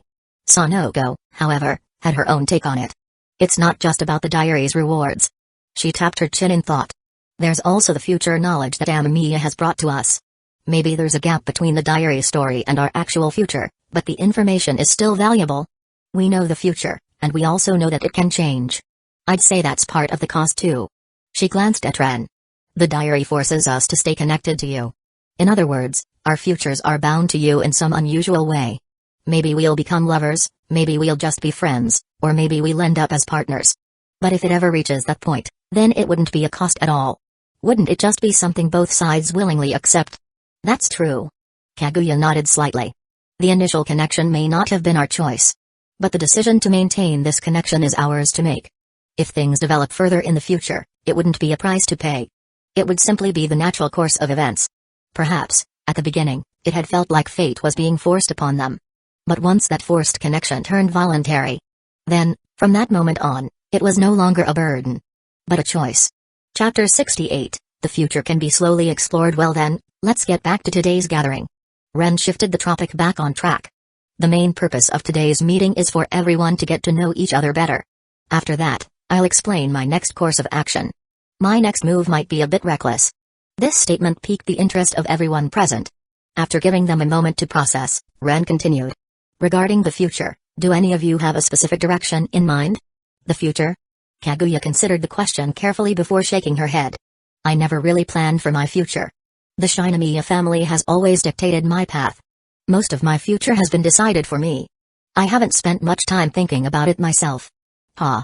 No surprises there from Ice Queen over here. Sanoko smirked. Anyone with even a basic understanding of the Shinomiya family knew what it was like. A rigidly traditional household, so much so that raising their daughter as a pristine, controlled noblewoman was considered normal. From a young age, Kaguya had been groomed not as an individual but as a perfect tool to serve the family's interests. Her education emphasized etiquette and talents, while personal autonomy was deliberately suppressed. If possible, the Shinomiya family would have preferred Kaguya to exist without an independent personality at all. In the end, Sanoko continued, the Shinomiya family is just too traditional. Their whole approach to raising people treats them like instruments rather than individuals. Her criticism wasn't directed at Kaguya but at the Shinomiya family itself. Kaguya, unfazed, glanced at Sanoko. So, Ms. Suzuki, do you have a plan for your future? I did. But that's changed. Changed? Kaguya's gaze flickered slightly before shifting to Ren. It was understandable. After discovering the hidden side of the world, it was natural for someone to rethink their future. I want to gain mystical power and explore a world beyond my previous imagination. Sanoko's declaration was clear and straightforward. Kaguya had suspected as much, but hearing her say it outright confirmed it. At that moment, something clicked in Kaguya's mind. That strange sense of familiarity she felt toward Sanoko. Now, it made sense. I see, Kaguya said. I can understand where you're coming from, Ms. Suzuki. After encountering this extraordinary world, I don't think I could give up my power either. Having experienced true strength, Kaguya understood its value. Even if she didn't plan on dominating the Shinomiya family with force, the existence of power alone meant opportunity. Power gave her leverage. Power was the ultimate truth. Oh? So you get it now, Shinomiya? Sanoko grinned. I'm glad to see someone who shares my perspective. Power is the truth. But only after it reaches a certain threshold. Nagi spoke up, cutting in. Power also serves as a way to rectify regrets. It allows us to pursue things we wouldn't have been able to otherwise. I don't think anyone here would disagree with that. Ren nodded. There's no doubt that power can open doors. But ultimately, power is just a tool, it's a means to an end, not the end itself. Perhaps, he continued, we could pursue something that all of humanity has long sought after. Immortality. Silence filled the room. That might not be unrealistic for us, Ren added. But it's not something we need to chase desperately. Let things take their natural course. In Becca City, there's never a shortage of interesting things happening. It's just that not all of them will be pleasant. At this moment, everyone grasped the meaning behind his words. Indeed, Becca City wasn't lacking in criminal activity. Cases of murder, theft, and conspiracies occurred so frequently that they were practically mundane. For people living there, running into criminal incidents was about as surprising as seeing a clear sky. Though cases like that weren't exactly pleasant, no one in the room doubted that they would continue encountering such situations. After all, this was just the beginning of a very long story. To summarize, Ren said, the story has already begun. We're already part of a long, unfolding narrative. And we should let it take us forward rather than resist it. Like an audience, we'll watch each chapter unfold with our own eyes. Then that means the story of Shinomiya-san has gone completely off script. Kaguya nodded slightly. She had no intention of returning to Shuchin Academy. She held no attachment to the events that would take place there. In other words, the story she was meant to be a part of had already become irrelevant to her. Just as Amamiya-san said. My story was a romantic comedy. But as the supposed protagonist, I've stepped out of it. The events over there have nothing to do with me anymore. Ahem. Shinomiya-san, I think you're speaking a little too soon. Huh? Did you forget? Your only friend at Shuchin? That connection hasn't been severed. Kaguya's face twitched as the realization hit her. She hadn't seen that person for a whole week. She had completely forgotten about her. But now that she thought about it, her ties to that place weren't completely cut off yet. Kaguya-san, Hayasaka reminded her, you haven't contacted Fujiwara-san for quite a while now. Given her personality, she's probably going to show up unannounced any day now. Kaguya fell into silence. Because Hayasaka's reasoning was too on point. Now that she thought about it, it had been far too long since she last spoke with Fujiwara-chika. There's no way. The Fujiwara family is a political family. She should be aware of what happened to me. Miss Kaguya. Hayasaka sighed. Don't you think that's exactly why Fujiwara is acting like this? She's probably been holding back this entire time because she knows what happened. How long do you think she'll stay quiet? Kaguya was completely speechless this time. Because Hayasaka was absolutely right. If anything, Fujiwara Chika was probably at her limit already. PFFT. Ha ha ha. Sanoko suddenly burst into laughter. Oh, man. Ice Queen, I suddenly really want to meet your friend. Seeing Sanoko's amused expression, Kaguya could only stare at her in silence. And at that moment, a terrible premonition settled over her. Chapter 69, That Woman Is Here. The first gathering had ended smoothly. A lot had been discussed and clarified, making it a crucial meeting for the future. As they rode home in the car, Hayasaka turned to glance at Kaguya sitting beside her. Miss Kaguya, what do you think? About what? The whole intertwining of fate thing. Kaguya shook her head, unconcerned. The diary is a thread, not a chain. And Amamiya's actions show he has no interest in forcing anything. What if all of that is just an act? It's not. She shook her head again, rejecting Hayasaka's speculation outright. If Amamiya wanted to control our fate, it would be far easier than we think. All he'd have to do is interfere just a little in our stories, and he'd get what he wanted. Sanzen Inagi has her weaknesses. So do I. He knows them, but has he ever actually tried to exploit them? Even he himself said that fate intertwining with him only makes our connection with him closer, not necessarily more intimate. Through multiple interactions, Kaguya had already formed a solid judgment of Ran's personality. He wasn't the type to talk much. He wasn't sociable.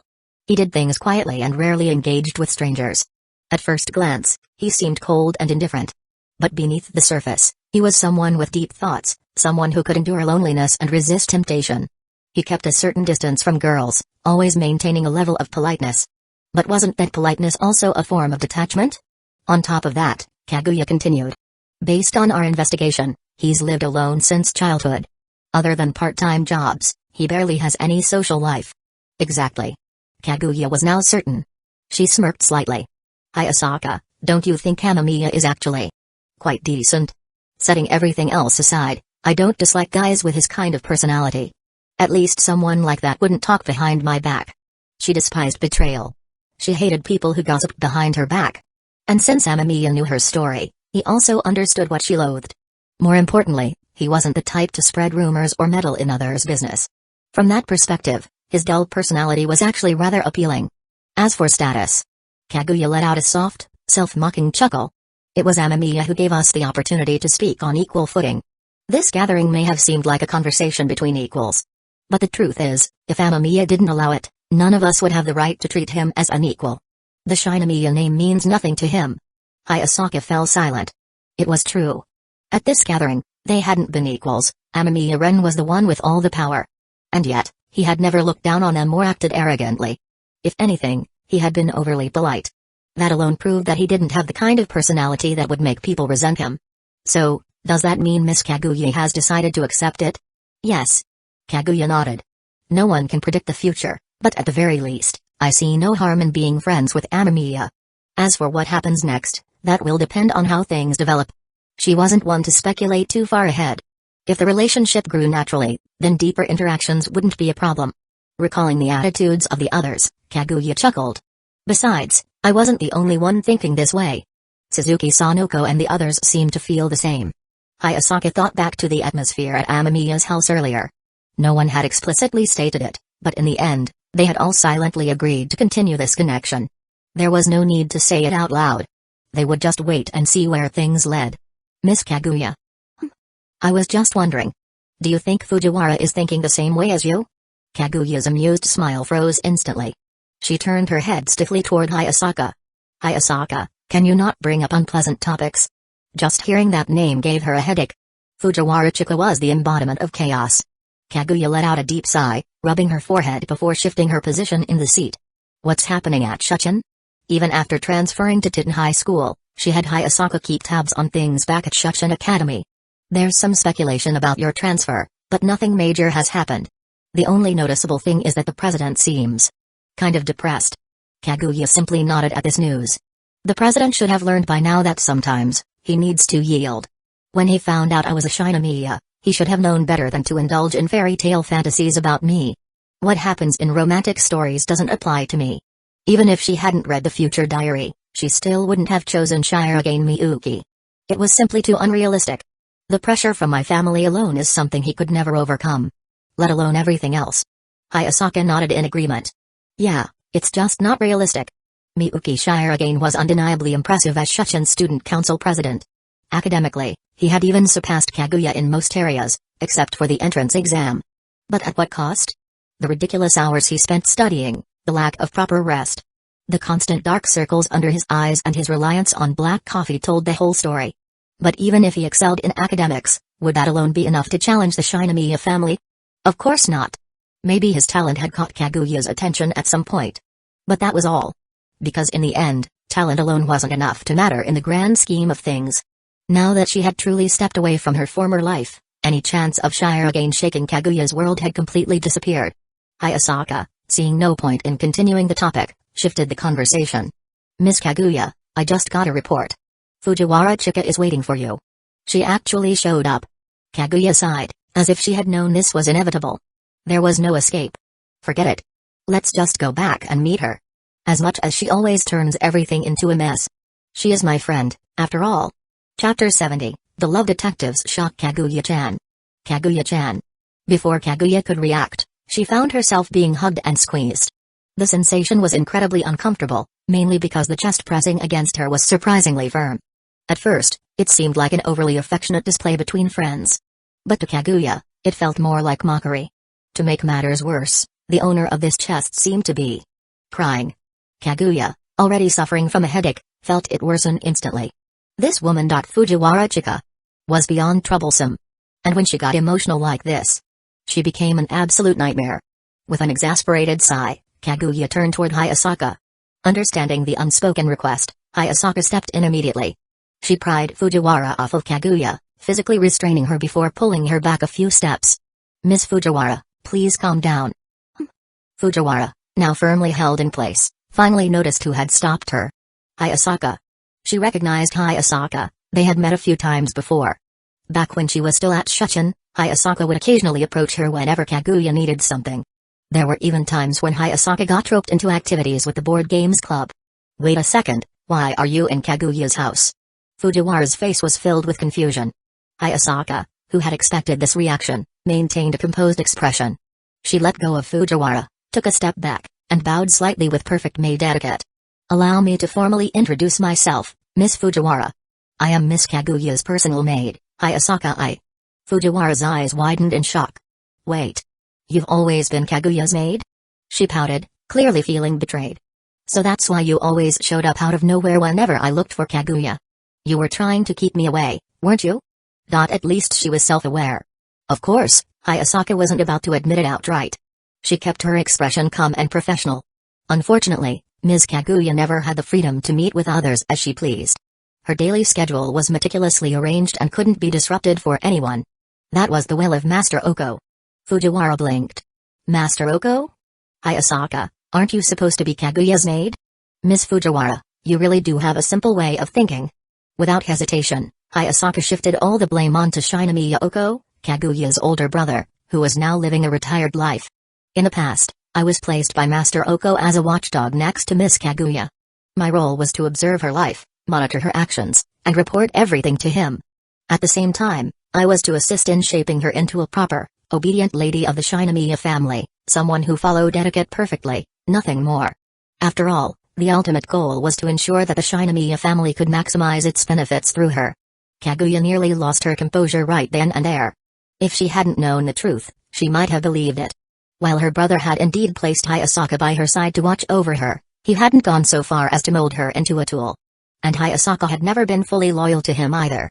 But listening to this absolute nonsense, Kaguya had to use all her willpower to keep a straight face. Meanwhile, Fujiwara completely believed it. Her expression twisted with righteous fury. That's horrible. How could he do that? Kaguya covered her face. This woman really put all her brain cells into her chest. Fujiwara, now brimming with anger, turned toward Hayasaka. Hayasaka, remaining as composed as ever, simply continued. The Shinomiya family has always prioritized practicality over personal feelings. Just like how Ms. Kaguya's enrollment at Shuchin Academy wasn't her own choice. Shuchin isn't just any elite school, it's a school with deep ties to the Shinomiya family. Master Oko believed keeping Miss Kaguya close would make it easier to control her. Fujiwara's jaw dropped. She had known that the Shinomiya family had influence over Shuchin. But she never realized that Kaguya's enrollment was just another method of control. That's awful. Fujiwara clenched her fists in frustration. She had only heard vague stories about Shinomiya Oko before. Her father had once described him as dangerously ambitious. But now, she saw him as nothing less than a villain. Hayasaka nodded solemnly. Thankfully, Ms. Kaguya was able to seek help from Sanzanin Nagi and escape from the Shinomiya family's control. With her freedom secured, she chose to leave Shuchin immediately. I trust Miss Fujiwara understands why now? Yes.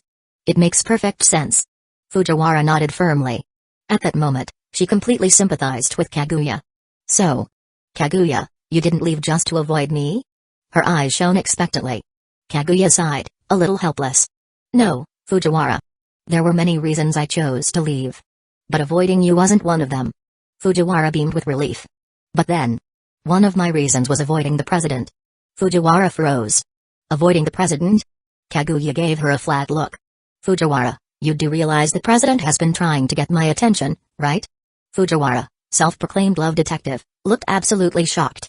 She thought back to Shirogane Miyuki's awkward behavior around Kaguya. Finally, realization struck. Wait a second. The president likes Kaguya? Kaguya was completely unfazed by her dramatic outburst. She had long grown used to Fujiwara's theatrics. But considering how much Fujiwara claimed to understand romance. Fujiwara, you seriously never noticed? Fujiwara frowned, trying to process it. I just thought he was super competitive. I didn't realize he was trying to impress you. Kaguya sighed. It was childish, really. In an attempt to get my attention, he kept studying obsessively, trying to score higher than me on every exam. Fujiwara thought for a moment and groaned. Ugh. That's so immature. She rubbed her temples, feeling second-hand embarrassment. But, do you hate him that much, Kaguya? Kaguya shook her head slightly. I don't dislike people who work hard. In fact, I admire those who strive toward their goals. But the problem is, I am a Shinomiya. Fujiwara finally understood. Kaguya had never even considered the president as an option. Because the Shinomiya name itself carried too much weight. But Kaguya, aren't you free now? That's now. Back then, I had to reject him tactfully because of my status. Now, I reject him because... She paused, then smiled faintly. I refuse to be a puppet in someone else's story. Fujiwara blinked. Huh? She didn't fully grasp the deeper meaning. But one thing was clear. The president never stood a chance. Not back then. Not now. Not ever. Well. That's rough. Chapter 71, I want to go too. Fujiwara furrowed her brows, lost in thought. Something about this still didn't sit right with her. Kaguya, I feel like there's another reason you transferred schools. You say it was to avoid the president because he was a hassle. And I get that. But that other reason you mentioned. I don't quite understand it.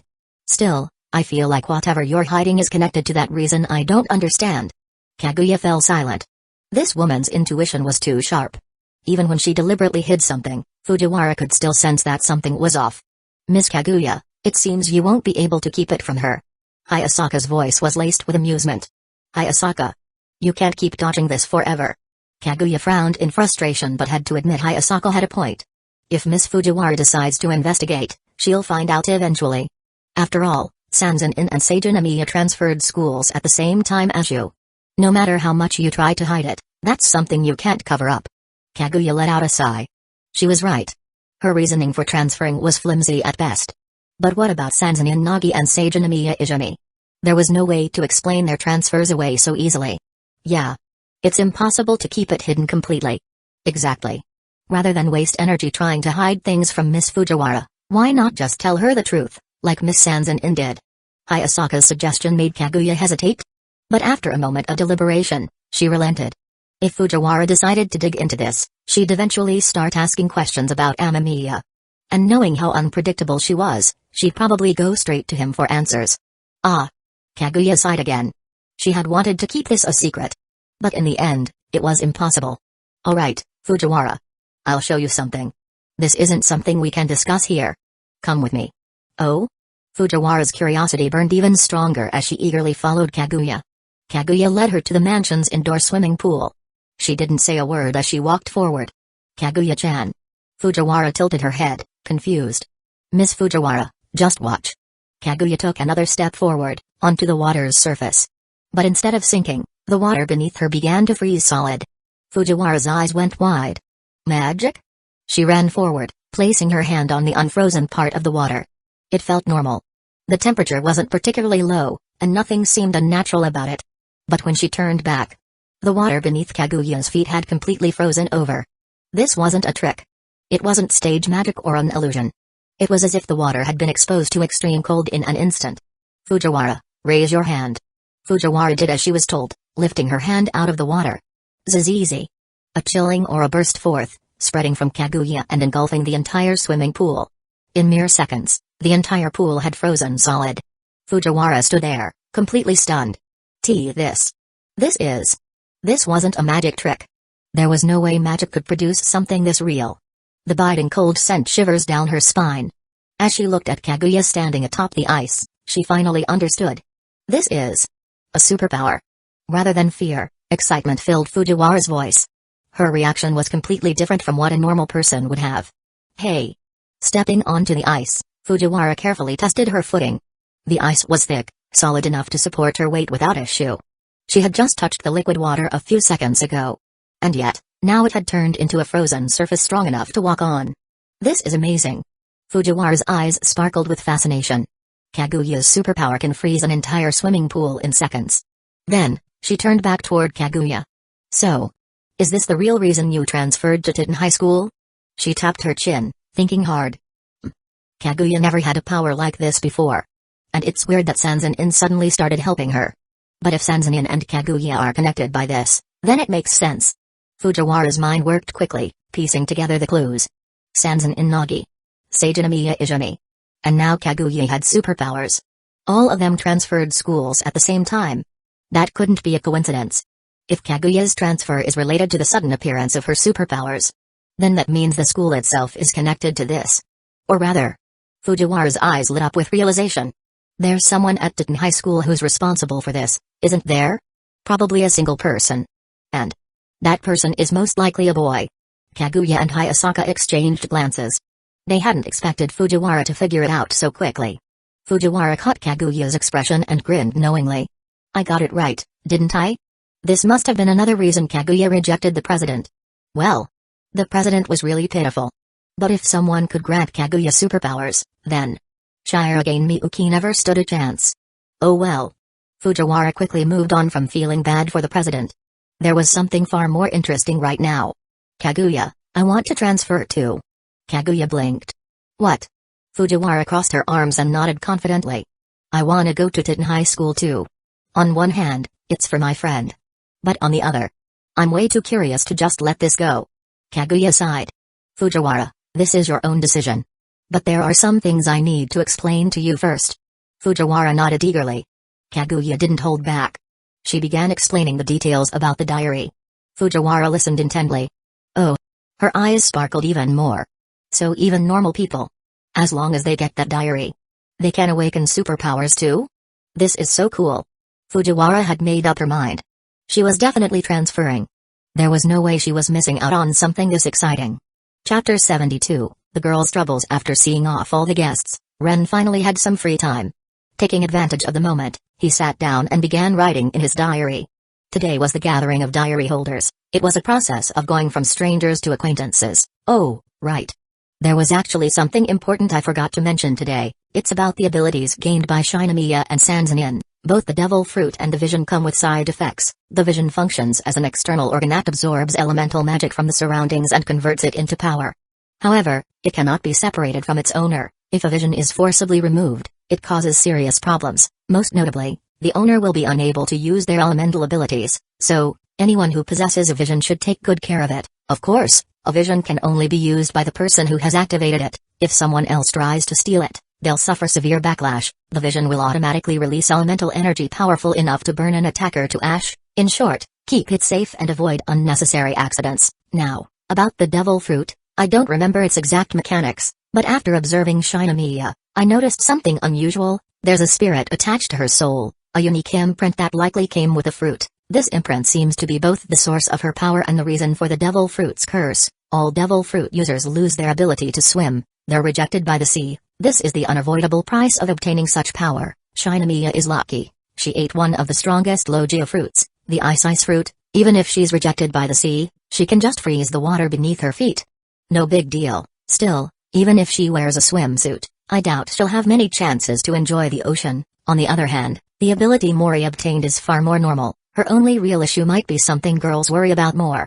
Her weight. After all, muscle is much heavier than fat. Hopefully, she can stay calm about it. At the Mori household, Ran froze in shock as she read the diary. Immediately, she grabbed the bathroom scale from the corner of her room. She took a deep breath and stepped onto it, praying for mercy. The numbers flickered for a moment before settling at 53 kilograms. Boom. Ran felt as if she had just been struck by lightning. This is way too fast. It had only been 2 days since she got that ability. And in just 2 days, her weight had jumped by 5 kilograms. Ran hurriedly stepped off the scale. She took off her school uniform, then hesitated before pulling off her pantyhose as well. Taking another deep breath, she stepped back on. The number hadn't changed. Ran covered her face. It was real. Her weight had actually increased that much. Ugh. This is a lot. She frowned at the scale. The appetite boost that came with this ability is such a pain. Sighing, she turned to the full-length mirror in her room. Since she had already taken off her outerwear, she might as well inspect her body properly. She examined herself carefully. Surprisingly, she didn't look any different from usual. No, wait. She actually looked slimmer than before. Ran focused on her legs. Her thighs, which had been well developed from years of karate training, looked noticeably leaner. She reached down and grabbed her leg. Beneath her fingers, she could feel the firm muscles. It's not rock hard, but it's definitely firmer than before. She tested her movement. Lifting her leg effortlessly into a perfect high kick, she noticed something immediately. This feels way easier than before. Her core strength had noticeably improved. She felt zero strain, and her balance was perfectly controlled. Ran lowered her leg and examined her arms and stomach. Her arms were slimmer, and her waist had a more defined curve. After another minute of careful self-inspection, she noticed one part of her body that had actually grown. Why? Are my breasts bigger? Ran stared down in disbelief. Compared to other girls her age, she was already well developed. But now, she had definitely grown more. My thighs got slimmer. My arms got thinner. So why did my chest get bigger? As someone who practiced karate, Ran had never cared much about things like body size. But this was a bit excessive. She sighed. I really hope this stops here. Having a larger chest might seem like a good thing, but for someone as active as her, it could be a real hassle. It would affect her balance, restrict her movements, and even cause shoulder pain if it kept growing. Of course, there was another issue she had to think about. Won't I have to buy new underwear? Ran rubbed her temples, feeling another headache coming on. Ugh. I should at least wait a few days to see if this keeps up before I go shopping. Girls really have a lot to worry about. After finishing his diary entry, Ran glanced at the time. 8:23 p.m. It was getting late. Following his usual routine, this was around the time he'd start thinking about washing up. Suddenly, a shrill scream came from outside. Ren's eyelids twitched. Something wrong next door? He sighed. This high-end building really isn't peaceful at all. The apartment he was staying in had already been the site of a murder case. Not only that, but 3 soul remnants had been left behind. And now, it seemed like the next-door neighbors were preparing for something just as chaotic. He shook his head. Ren wasn't the type to meddle in other people's business, but he didn't mind watching the show. The gray fog around him shifted, forming into an invisible eye that slipped through the wall and captured the scene next door. Chapter 73, Meddlesome. Looking through the gray fog, Ren saw a muscular, overweight man pinning a woman with long brown hair to the ground.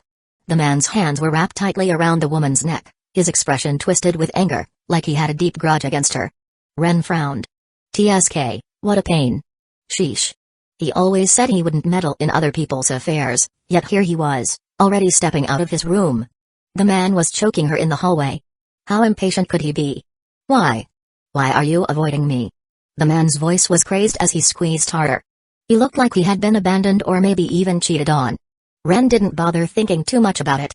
He took a few steps forward and kicked the man square inches the face, sending him flying. Cough. Cough. The woman, freed from the man's grasp, gasped violently, clutching at her throat. She was in bad shape, the strangulation had done some real damage. She stared at the man who had just been kicked away, her face still filled with the lingering terror of nearly dying. Even now, she could still feel the suffocating grip around her neck. But aside from the fear, there was also deep confusion. She knew the man who had attacked her. What she didn't know was why. Are you okay? The woman hesitated, then shook her head slightly. Call the police. This wasn't just assault. It was breaking and entering. It was attempted murder. If she reported it, the man would definitely go to prison for years. Ren carefully observed the woman's reaction. There was confusion, sadness, and a bit of hesitation. All right. I'll call the police. After a brief pause, the woman pulled out her phone and made the call. The police would take some time to arrive. For now, the man Ren had just kicked lay unconscious on the ground. Are you sure you're all right? I'm fine. Thank you. The woman gingerly touched her throat. It still throbbed with pain, and even speaking made her voice hoarse. After a moment, she slowly stood up. She bowed slightly to Ren, a gesture of gratitude. Thank you. If you hadn't helped me, I might have. No need to thank me. Ren waved a hand dismissively. At least she wasn't trying to frame him. That would have been annoying. Now that he got a better look at her, the woman had slightly disheveled brown hair, but her delicate features were still noticeable. Her clothes were thick, making it hard to tell much about her figure, but her silhouette was well proportioned. Well, it wasn't surprising that a woman like her would attract stalkers. But something felt off. This wasn't a random stalker attack. This woman wasn't being followed. She had been ambushed in her own home by someone she knew. Ren was curious, but he didn't pry. He simply stood beside the woman, waiting for the police to arrive. 10 minutes later 4 officers arrived, 1 woman and 3 men. The older, slightly chubby policeman wearing a round hat took the lead. He walked over to the unconscious man and checked his condition. Seeing that the man was merely knocked out and didn't need emergency treatment, he immediately pulled out a pair of handcuffs and secured him. All right, take him away. The senior officer gave a silent signal to the female officer. She nodded in understanding and turned to the woman. Miss, are you feeling okay? I need to ask you a few questions about what happened. I'm fine. The female officer led the woman inside to discuss the situation further. Outside, the middle-aged policeman in the round hat turned his attention to Ren. Sir, can I ask what happened here? I live next door. I heard a woman scream, so I came to check. I saw a man strangling her, so I kicked him away. That's all. The middle-aged officer nodded. Don't worry. There won't be any legal issues on your end. In fact, no matter how you look at it, you stopped a crime in progress. Your intervention wasn't excessive, and you didn't cause unnecessary harm. Are you still a student? Yes. In that case, this case is pretty straightforward. If you're busy, you don't need to go to the station to file a formal statement. It wasn't entirely by the book, but the situation was clear enough to make an exception. Ren understood. What's your name? Magyar Juzzo. You can call me Inspector Magyar. Magyar Juzzo. Ren glanced at the middle-aged, slightly overweight police inspector. So this was Inspector Magyar. And that tall woman from earlier. That was probably Sato Mueko. She had that sharp, professional look, a suit jacket, skirt, and an almost office lady vibe. If not for her neatly cropped short hair, she wouldn't even look like a police officer. Magyar pulled out a business card. Here's my contact information. If you ever run into trouble, don't hesitate to call. Ren took the card, glancing at it thoughtfully. That guy tried to murder her. Is there any chance he'll be let out soon? Just in case. Magyar sighed. It depends on the victim's testimony. If the case shifts from criminal to civil, he won't be locked up as long. Ren frowned. If things go south, I might have to consider moving. Ha. Magyar chuckled, lowering his hat as he patted Ren's shoulder. Don't worry, that's unlikely. If we confirm this was trespassing, then this is attempted murder. That's a whole different situation. He won't be able to dodge jail time. All right. Got it. Go home and get some rest. Thanks. After thanking him, Ren turned and headed back to his apartment. Magyar watched him go, smiling faintly. Not many young people step into help like that these days. He had deliberately observed the situation. This kid had courage. Frankly, he'd make a decent cop. More reliable than Takagi, at least. Speaking of Takagi. Magyar sighed. The guy had been in the Metropolitan Police Department for years now, starting from a rookie officer, slowly working his way up. Even after all the time, he still hadn't made any major progress. It was frustrating. Inspector Magyar, I finished the preliminary questioning. All right. What's the situation? The victim and the suspect dated in high school. But they broke up after only a month. That was 7 or 8 years ago. That doesn't matter. Yes, sir. Then that settles it. This is attempted murder with trespassing. There's no way he's getting off easy. Magyar was confident, the nature of this case wasn't going to change. Chapter 74, Occult Research. Yoko Okino had barely slept all night. Her mind kept replaying what had happened. She never imagined that a man she had only dated for a single month in high school, someone she hadn't seen for over 7 years, would suddenly try to strangle her to death.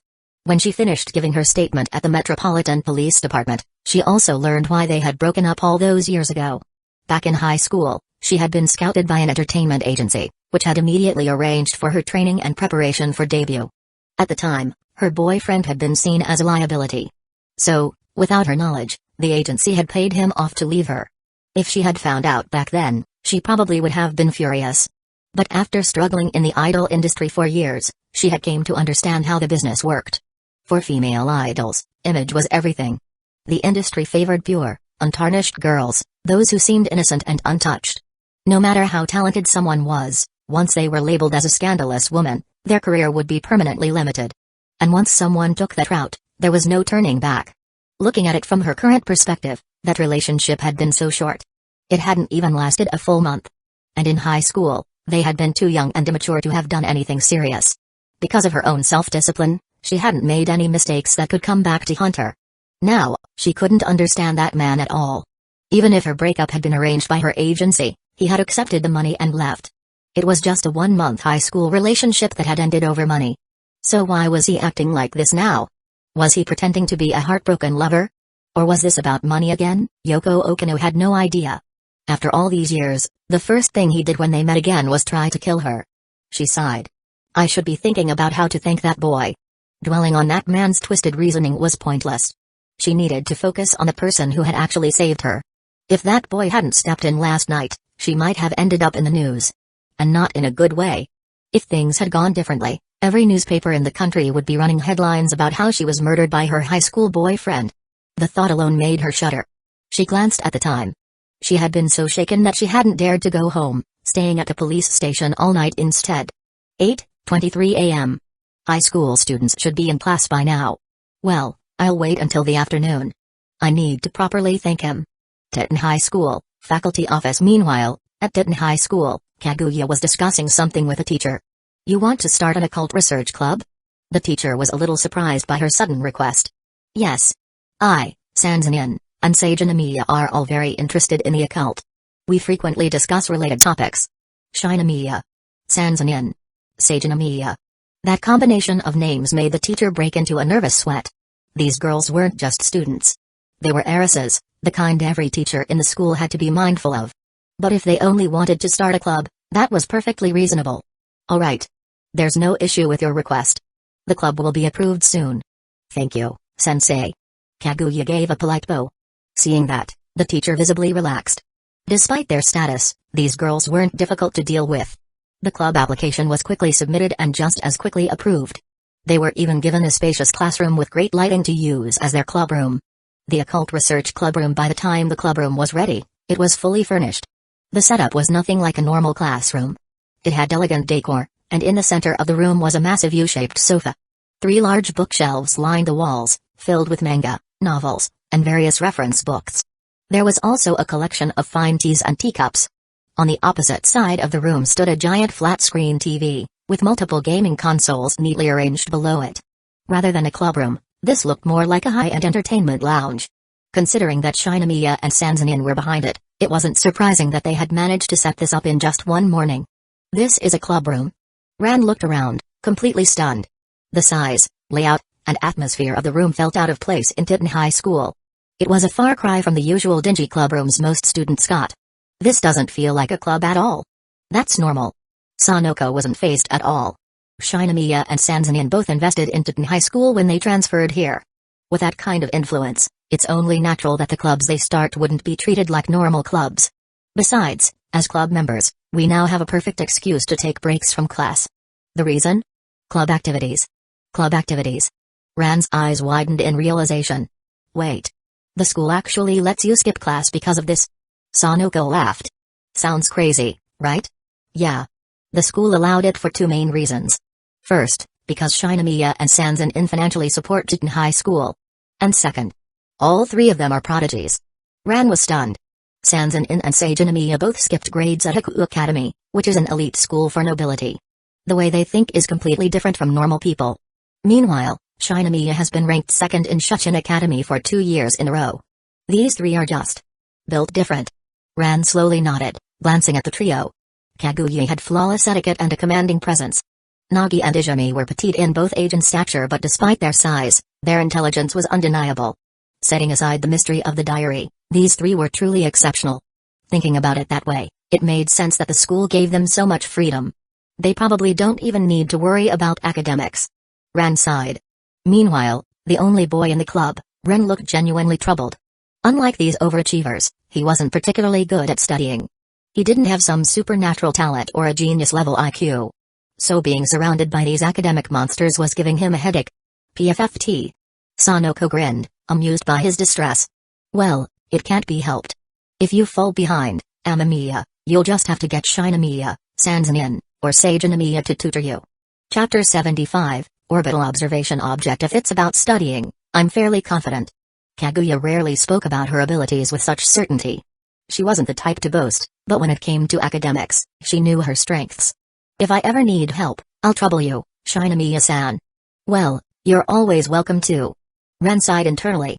He hadn't been great at studying before, and he certainly wasn't now. No matter how much time passed, academics just weren't his thing. Amamiya, what are we doing now? Now? Ren thought for a moment before shaking his head slightly. There's no need to force anything. The world we live in isn't a pre-written story. If everything was already set in stone, none of us would be here together. He spread his hands, looking at Kaguya. Besides, Shinamiya-san's actions aren't driven by blind emotions. She's methodical, logical. Her behavior isn't that of someone ruled by feelings. We aren't pioneers or creators. Right now, we're observers. The more we observe this world, the more we can understand it. We already know the outline of the story. But we're walking our own path. Step by step, at our own pace. He smiled. Well, that's the elegant way of putting it. To put it bluntly, we don't really have a plan, we're just going with the flow. Oh. Just like usual with little Nagi. Sanzanin Nagi's face twitched, and she shot a speechless look at the speaker. The others tried to hold back their laughter. They all knew about Nagi's homebody nature. Living life one day at a time, without any real planning. That was basically her entire lifestyle. Behind them, Maria. Nagi's personal maid covered her mouth, smiling. Mr. Amamiya, who do you think we should be observing? That's an easy question. As long as we keep an eye on Kuto, we'll always have something interesting to watch. That's what this diary is, after all. A record of daily experiences. I think its purpose is to document as many stories as possible. Maria thought for a moment before nodding. The true purpose of the diary remained a mystery, but it was clear that it existed to record Ren's life. The more events he got involved in, the more valuable the diary became.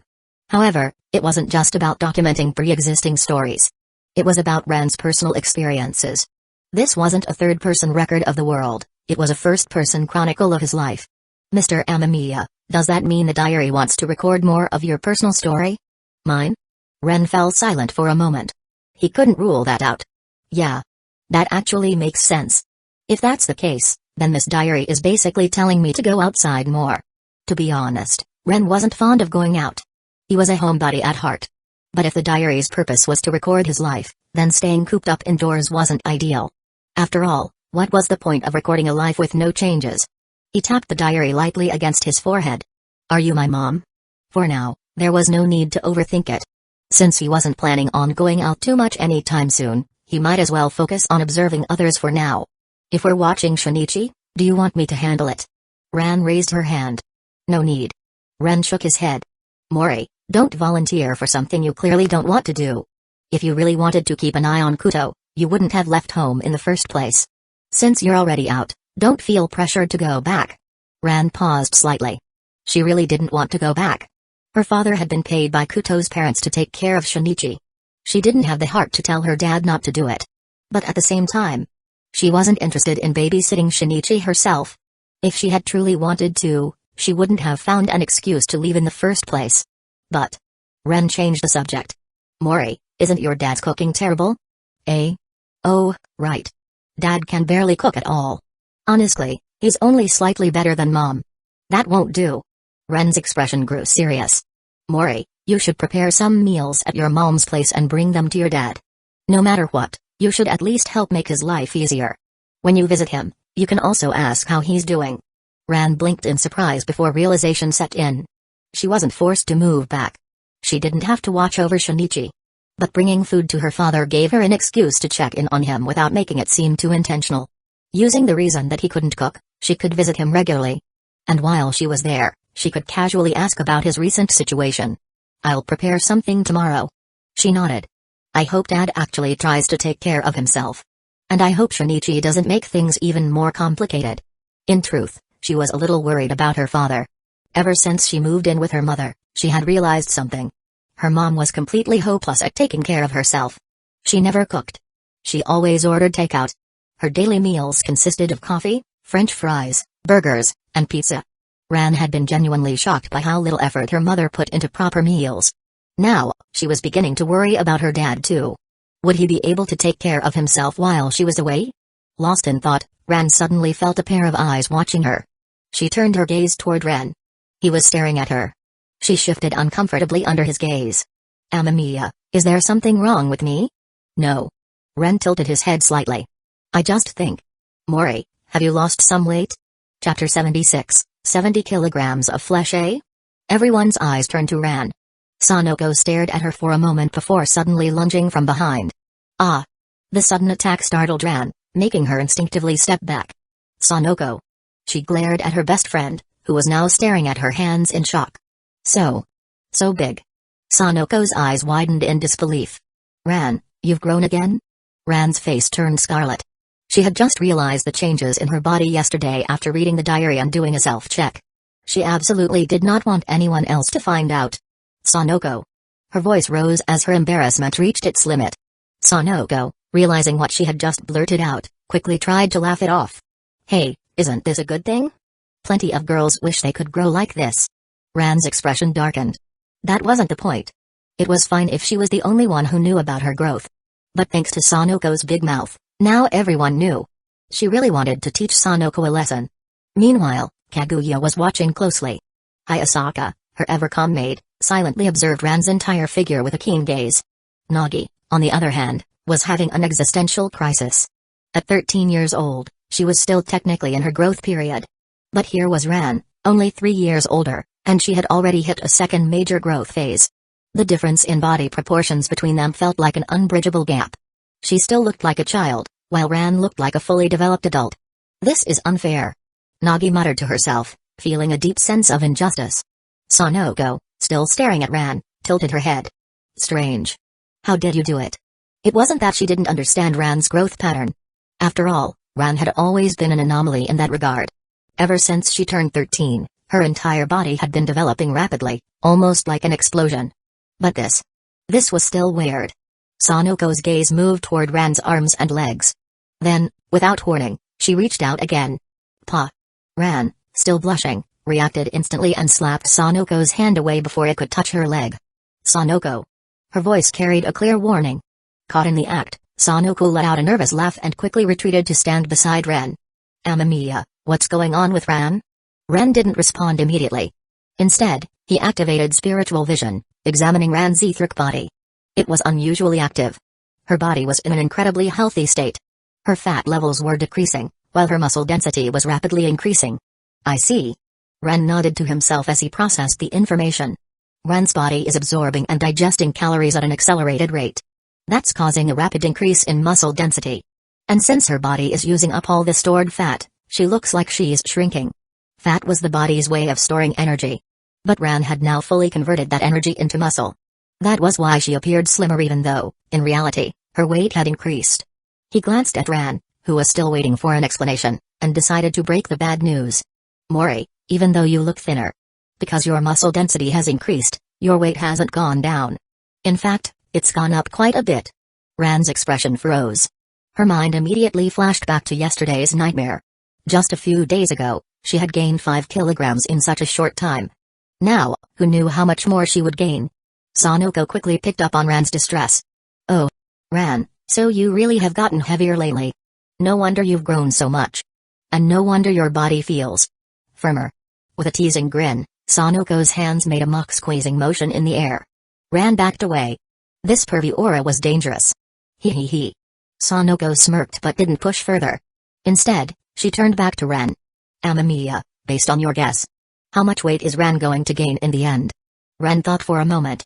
"Well, I think it'll stop increasing once her muscle density reaches an optimal level. At that point, I'd estimate her final weight will be around 65 to 70 kilograms. "What?" Ran almost fainted on the spot. 70 kilograms? Are you serious? Well, it's just my estimate. Mori, there's no need to panic. Ren tried to reassure her. The denser your muscles, the stronger your explosive power. Besides, you don't have to worry about getting bulky. Your body is adapting to this change in a balanced way. Despite his explanation, Ren still looked like she was on the verge of tears. It was obvious she wasn't convinced. Ren sighed, rubbing his temple. He needed a better way to explain it. Suddenly, an idea came to him. Snap. A holographic projection began to take shape in the air. It was a visualization of what Ren would look like at 70 kilograms. The figure had thicker legs, but they looked well-toned and round. Her waist remained slim, maintaining an hourglass-like balance. Her arms had more definition, but still looked soft rather than bulky.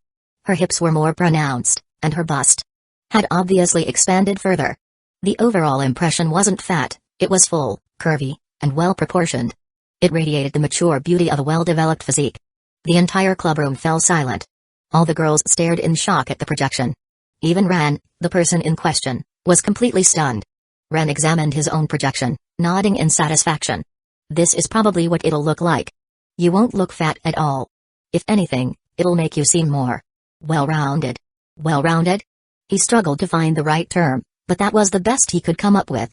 In fact, I think this evolution is the most balanced adaptation possible. Sanoko suddenly jumped up, pointing directly at the bust of the projection. Strength and flexibility are one thing. But why the hell did this grow so much? It's fat. Ren sighed. Growing here only makes movement harder. The skinnier girls in the room all nodded in agreement. They had no words. Ren had no logical explanation for it. After a pause, he finally spoke. I think this is just part of Mori's natural genetics. Chapter 77, The female artist neighbor girls tend to pay a lot of attention to managing their body shape and weight. However, in Ren's opinion, Ren's situation wasn't really a problem. Even though her weight had increased due to higher muscle density, her body had only filled out slightly from its original state. She simply looked softer. More mature. To Ren, this wasn't a bad thing. In fact, he actually preferred a more fleshy figure on a woman. So in his eyes, Ren wasn't fat at all. She just looked healthier. Just as Ren was about to enter his apartment, a sudden voice called out to him. Sir. He turned his head and saw his next-door neighbor, the one who had been attacked last night. Now that he got a proper look at her, he realized she was actually quite stunning. Sir, about last night. Thank you for helping me. You're welcome. Ren shook his head slightly. Honestly, he felt like he had meddled a bit too much. What happened to that guy? He was arrested by the police. Has he been charged? Yes. Breaking and entering, attempted murder, and stalking. Ren nodded. Then he probably wasn't getting out anytime soon. With attempted murder alone, the man would serve at least 3 years. The trespassing and stalking charges would only add more time to his sentence. Ren's gaze shifted slightly. The woman was wearing a scarf around her neck. Thinking back to the strangulation marks he had seen last night, it made sense. Your neck. Is it okay? Yes, I'm fine. The woman subconsciously touched her throat, her expression a little complicated. My voice is still a bit damaged. But compared to being strangled to death, this is nothing serious. The only issue is that I'll have to pause my work as an artist for a while. You're an artist? Ren looked at her, a bit surprised. He had already noticed that she was beautiful, but he hadn't expected her to be a celebrity. Now it was her turn to be surprised. At this point in time, she was quite famous. Yet, this boy in front of her had no idea who she was. She smiled faintly. Well, I suppose I should properly introduce myself. My name is Yoko Okino. I'm a professional idol and actress. Yoko Okino. Ren's eyebrows lifted slightly in recognition. He had never connected the woman standing in front of him with that Yoko Okino. You've heard of me? She tilted her head, intrigued. Ren quickly masked his surprise and nodded slightly. I know of you. You're one of the most popular idol actresses right now. It's just that I have school and part-time work, so I don't really keep up with idol dramas. Yoko Okino suddenly remembered. This boy in front of her was still a high school student. Studying was his main focus. And he even had a part-time job. She had also started working while still in high school. That was how she got into the entertainment industry. But one thing confused Ren. Why would a top idol live in a place like this? Ren's question caught Yoko off guard. What do you mean? She blinked. This is a high-end apartment complex, sure. But did your manager not tell you? This place has a history of multiple murder cases. Huh? This was the first she had heard of it. The apartment I'm staying in had a murder before. 3, actually. 3? Yoko gulped. The idea of living in a place where people had been murdered sent a chill down her spine. You knew this, and you still live here? Ren shrugged. It's cheap. How cheap are we talking? The rent is only 10,000 yen per month. And utilities are completely free. That's ridiculous. Yoko was stunned.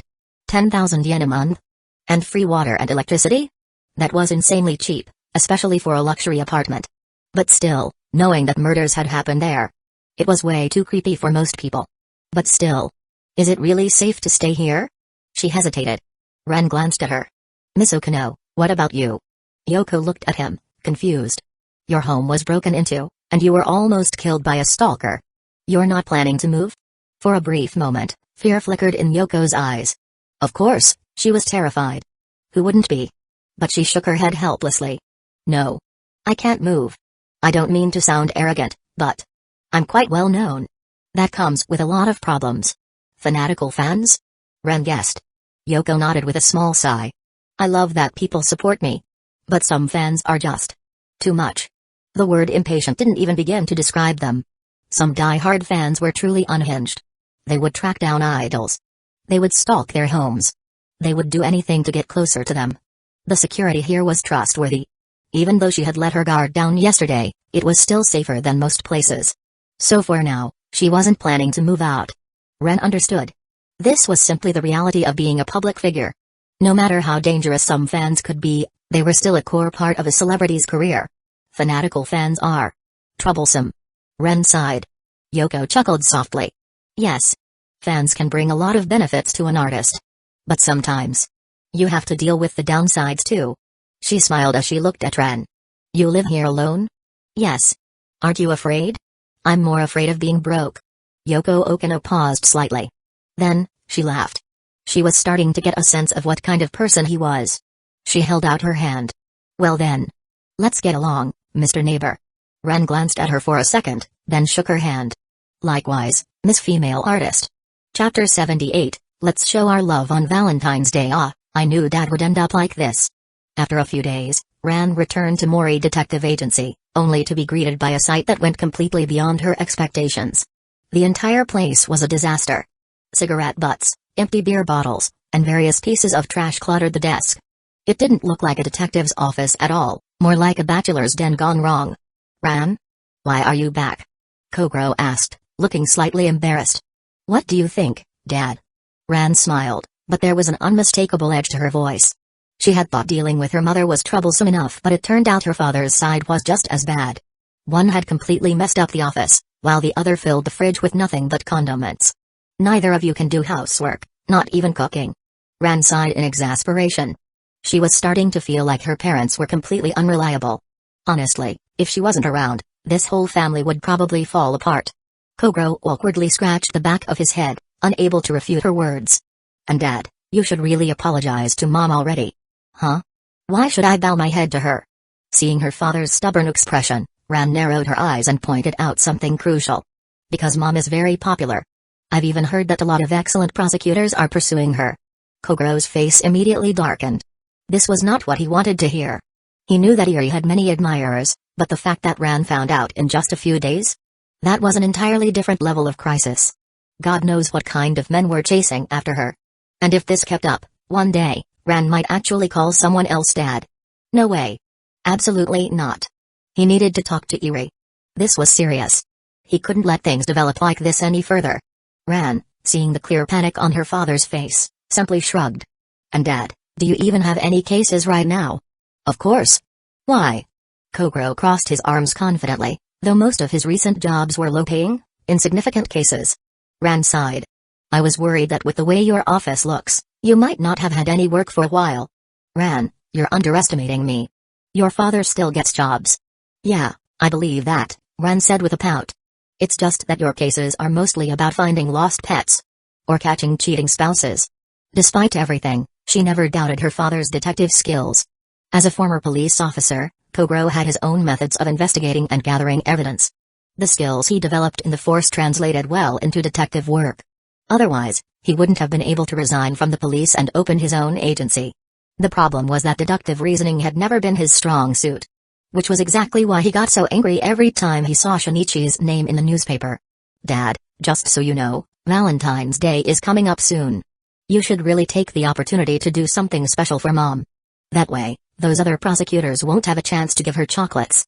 Kogro's gaze shifted slightly, suddenly feeling a bit uneasy. Could it really be that bad? He wasn't sure, but if he got too careless, Ran really might end up with a new dad. Anyway, I've warned you, Ran continued. If someone steals your wife, that's on you. Kogro suddenly felt a huge sense of urgency. Ran was living with Eri now, so she had direct insight into the situation. If she had already noticed something, then it was probably worse than he thought. Whether those prosecutors were getting close to Eri for work or personal reasons, the fact remained he didn't like it. Wanting to change the topic, he quickly asked, "Forget about me. What about you? Any plans for Valentine's Day?" As soon as the words left his mouth, he immediately regretted them. "Yes," Ran answered casually. "I recently secretly joined another club at school, and they're hosting an event. There's a classmate in the club who helped me out a lot, so I plan to give him chocolates as a thank you gesture." Kogro squinted at her. "What do you mean by secretly joined another club?" "It means I joined as a non-official member. I'm still in the karate club, so I can't join another club formally. This way, I can still participate without quitting karate." Kogro finally understood. And yet, something about it felt off. "The president of your karate club actually allows that?" "Nope." "Then how did you get away with it?" Ran shrugged. "Because a lot of people join this club. Even if there are a lot of people." "Wait." Kogro's expression shifted. "Sanoko's in this club too, isn't she?" "Yeah. And let me guess, there's another rich lady like Sanoko involved?" "Yup." Kogro rubbed his temples. Good grief. That explained everything. He could already picture the situation. The karate club president wasn't ignoring the problem, he simply couldn't do anything about it. Even if he wanted to enforce the rules, going against Sanoko and another wealthy heiress would be a losing battle. The club wasn't officially allowing it, but everyone involved knew better than to interfere. And in the end, since the club wasn't losing members, it was easier to just pretend not to notice. While thinking about all this, Mori Kogro suddenly realized something. His daughter looked different lately. "Ran, have you started growing again recently?" Ran froze. "Wait. Is that true? I thought I was just imagining things." Her stiff reaction confirmed it. Kogro raised an eyebrow. "Ran, you don't think I'd notice? I'm your father. Of course I'd notice." Ran fidgeted slightly but didn't deny it. Kogro chuckled. "It's normal. You were still young when you had your first growth spurt. Normally, you'd have another big change around this age. You're just ahead of schedule, that's all." Chapter 79, The Chocolate Problem. "I don't look fat?" Kogro gave his daughter a strange look. "You're just growing up. How could that be considered fat?" From his perspective, Ran wasn't fat at all. Her body had simply matured earlier than most girls her age, similar to what happened with her mother. "I remember Eri was the same way," he recalled. Her second growth spurt happened when she was in her third year of high school. It drove all the guys around her crazy with envy. Thinking back, Kogro felt a bit proud. He and Eri had started dating before they even graduated and had met each other's parents right after. Even now, he could vividly remember the jealous looks on his friends' faces. Click. Ahaha. So Dad is really proud of Mom. The sound of a camera shutter pulled him out of his thoughts. He turned his head just in time to see Ran pointing her phone at him, a sly smile on her face. "If you don't want me showing Mom what you just said, you better get her a gift for Valentine's Day." "You." Kogro looked at his daughter, feeling like he was staring at a mischievous little devil dancing in front of him. He was done for. This was going to cost him. He hadn't even noticed how much of a schemer his daughter had become since moving out. Before, she had been his precious little girl, but now it felt like his little cotton-padded jacket was full of holes. Still, considering all the men hovering around Eri lately, it was probably best to play it safe. He'd lose his mind if Ran's warning actually came true. Click. Just as Ran was feeling triumphant, the sound of the door opening behind her made her turn. Standing there was a small boy with a school bag, a red bow tie, and black-framed glasses. Ran's smile immediately disappeared. "Dad, I'm going to the kitchen." Without another word, she turned and left. Kogro sighed, rubbing his temples before looking at the boy at the door. "Kid, this isn't your fault. It's your brother's." He knew Conan was unlucky. The problem was that he looked exactly like Shinichi did when he was a child. "It's only been a few days.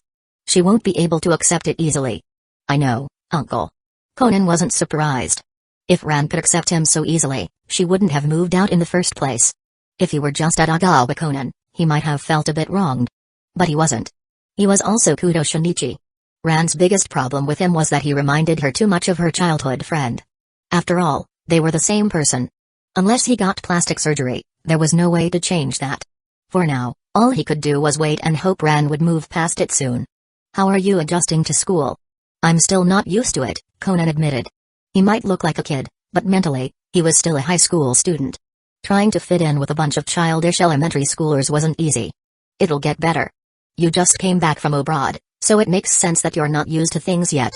Besides, your dad said you've been through a lot, so you're more mature than most kids your age."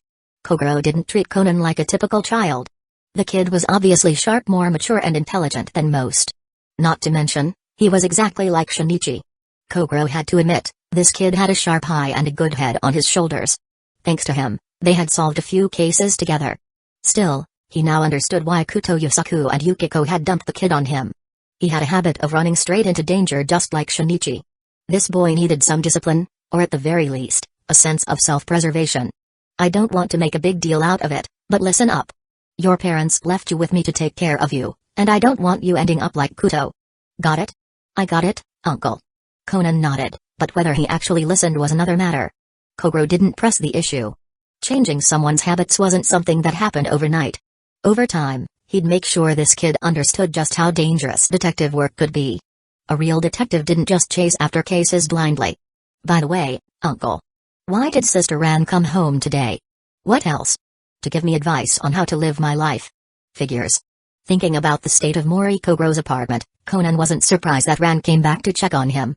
If she didn't come home often, the place would probably turn into a garbage dump. And also, something about Valentine's Day. Kogoro muttered, "Seems like she's planning to make chocolates for someone." Conan froze. His entire body tensed at those words. He knew exactly what it meant for a girl to give chocolates on Valentine's Day. No way. Ran had just learned about his death. She was still grieving. There was no way she had moved on so quickly. Taking a deep breath, Conan forced himself to calm down. Logically speaking, Ran was probably just giving chocolates as a friendly gesture. Still, he couldn't help but be curious. Who was she planning to give them to? Unfortunately, with Ran avoiding him so much lately, gathering information had become difficult. To make matters worse, his real identity as Kudo Shinichi was officially dead. In order to keep his transformation into a child a secret, he had erased all traces of his old self. Which meant there was no way to just call her and ask. After all, what kind of dead person could pick up the phone and ask his childhood sweetheart who she was making chocolates for? Chapter 80, Invitation Ticket. Valentine's Day is an important occasion for both boys and girls. Of course, at its core, it's a commercial holiday, a way for businesses to sell chocolates and sweets. But if it was just about selling candy, not many people would buy it. The best way to market it was to tie chocolate to relationships, making it a day for people to express their feelings through gifts.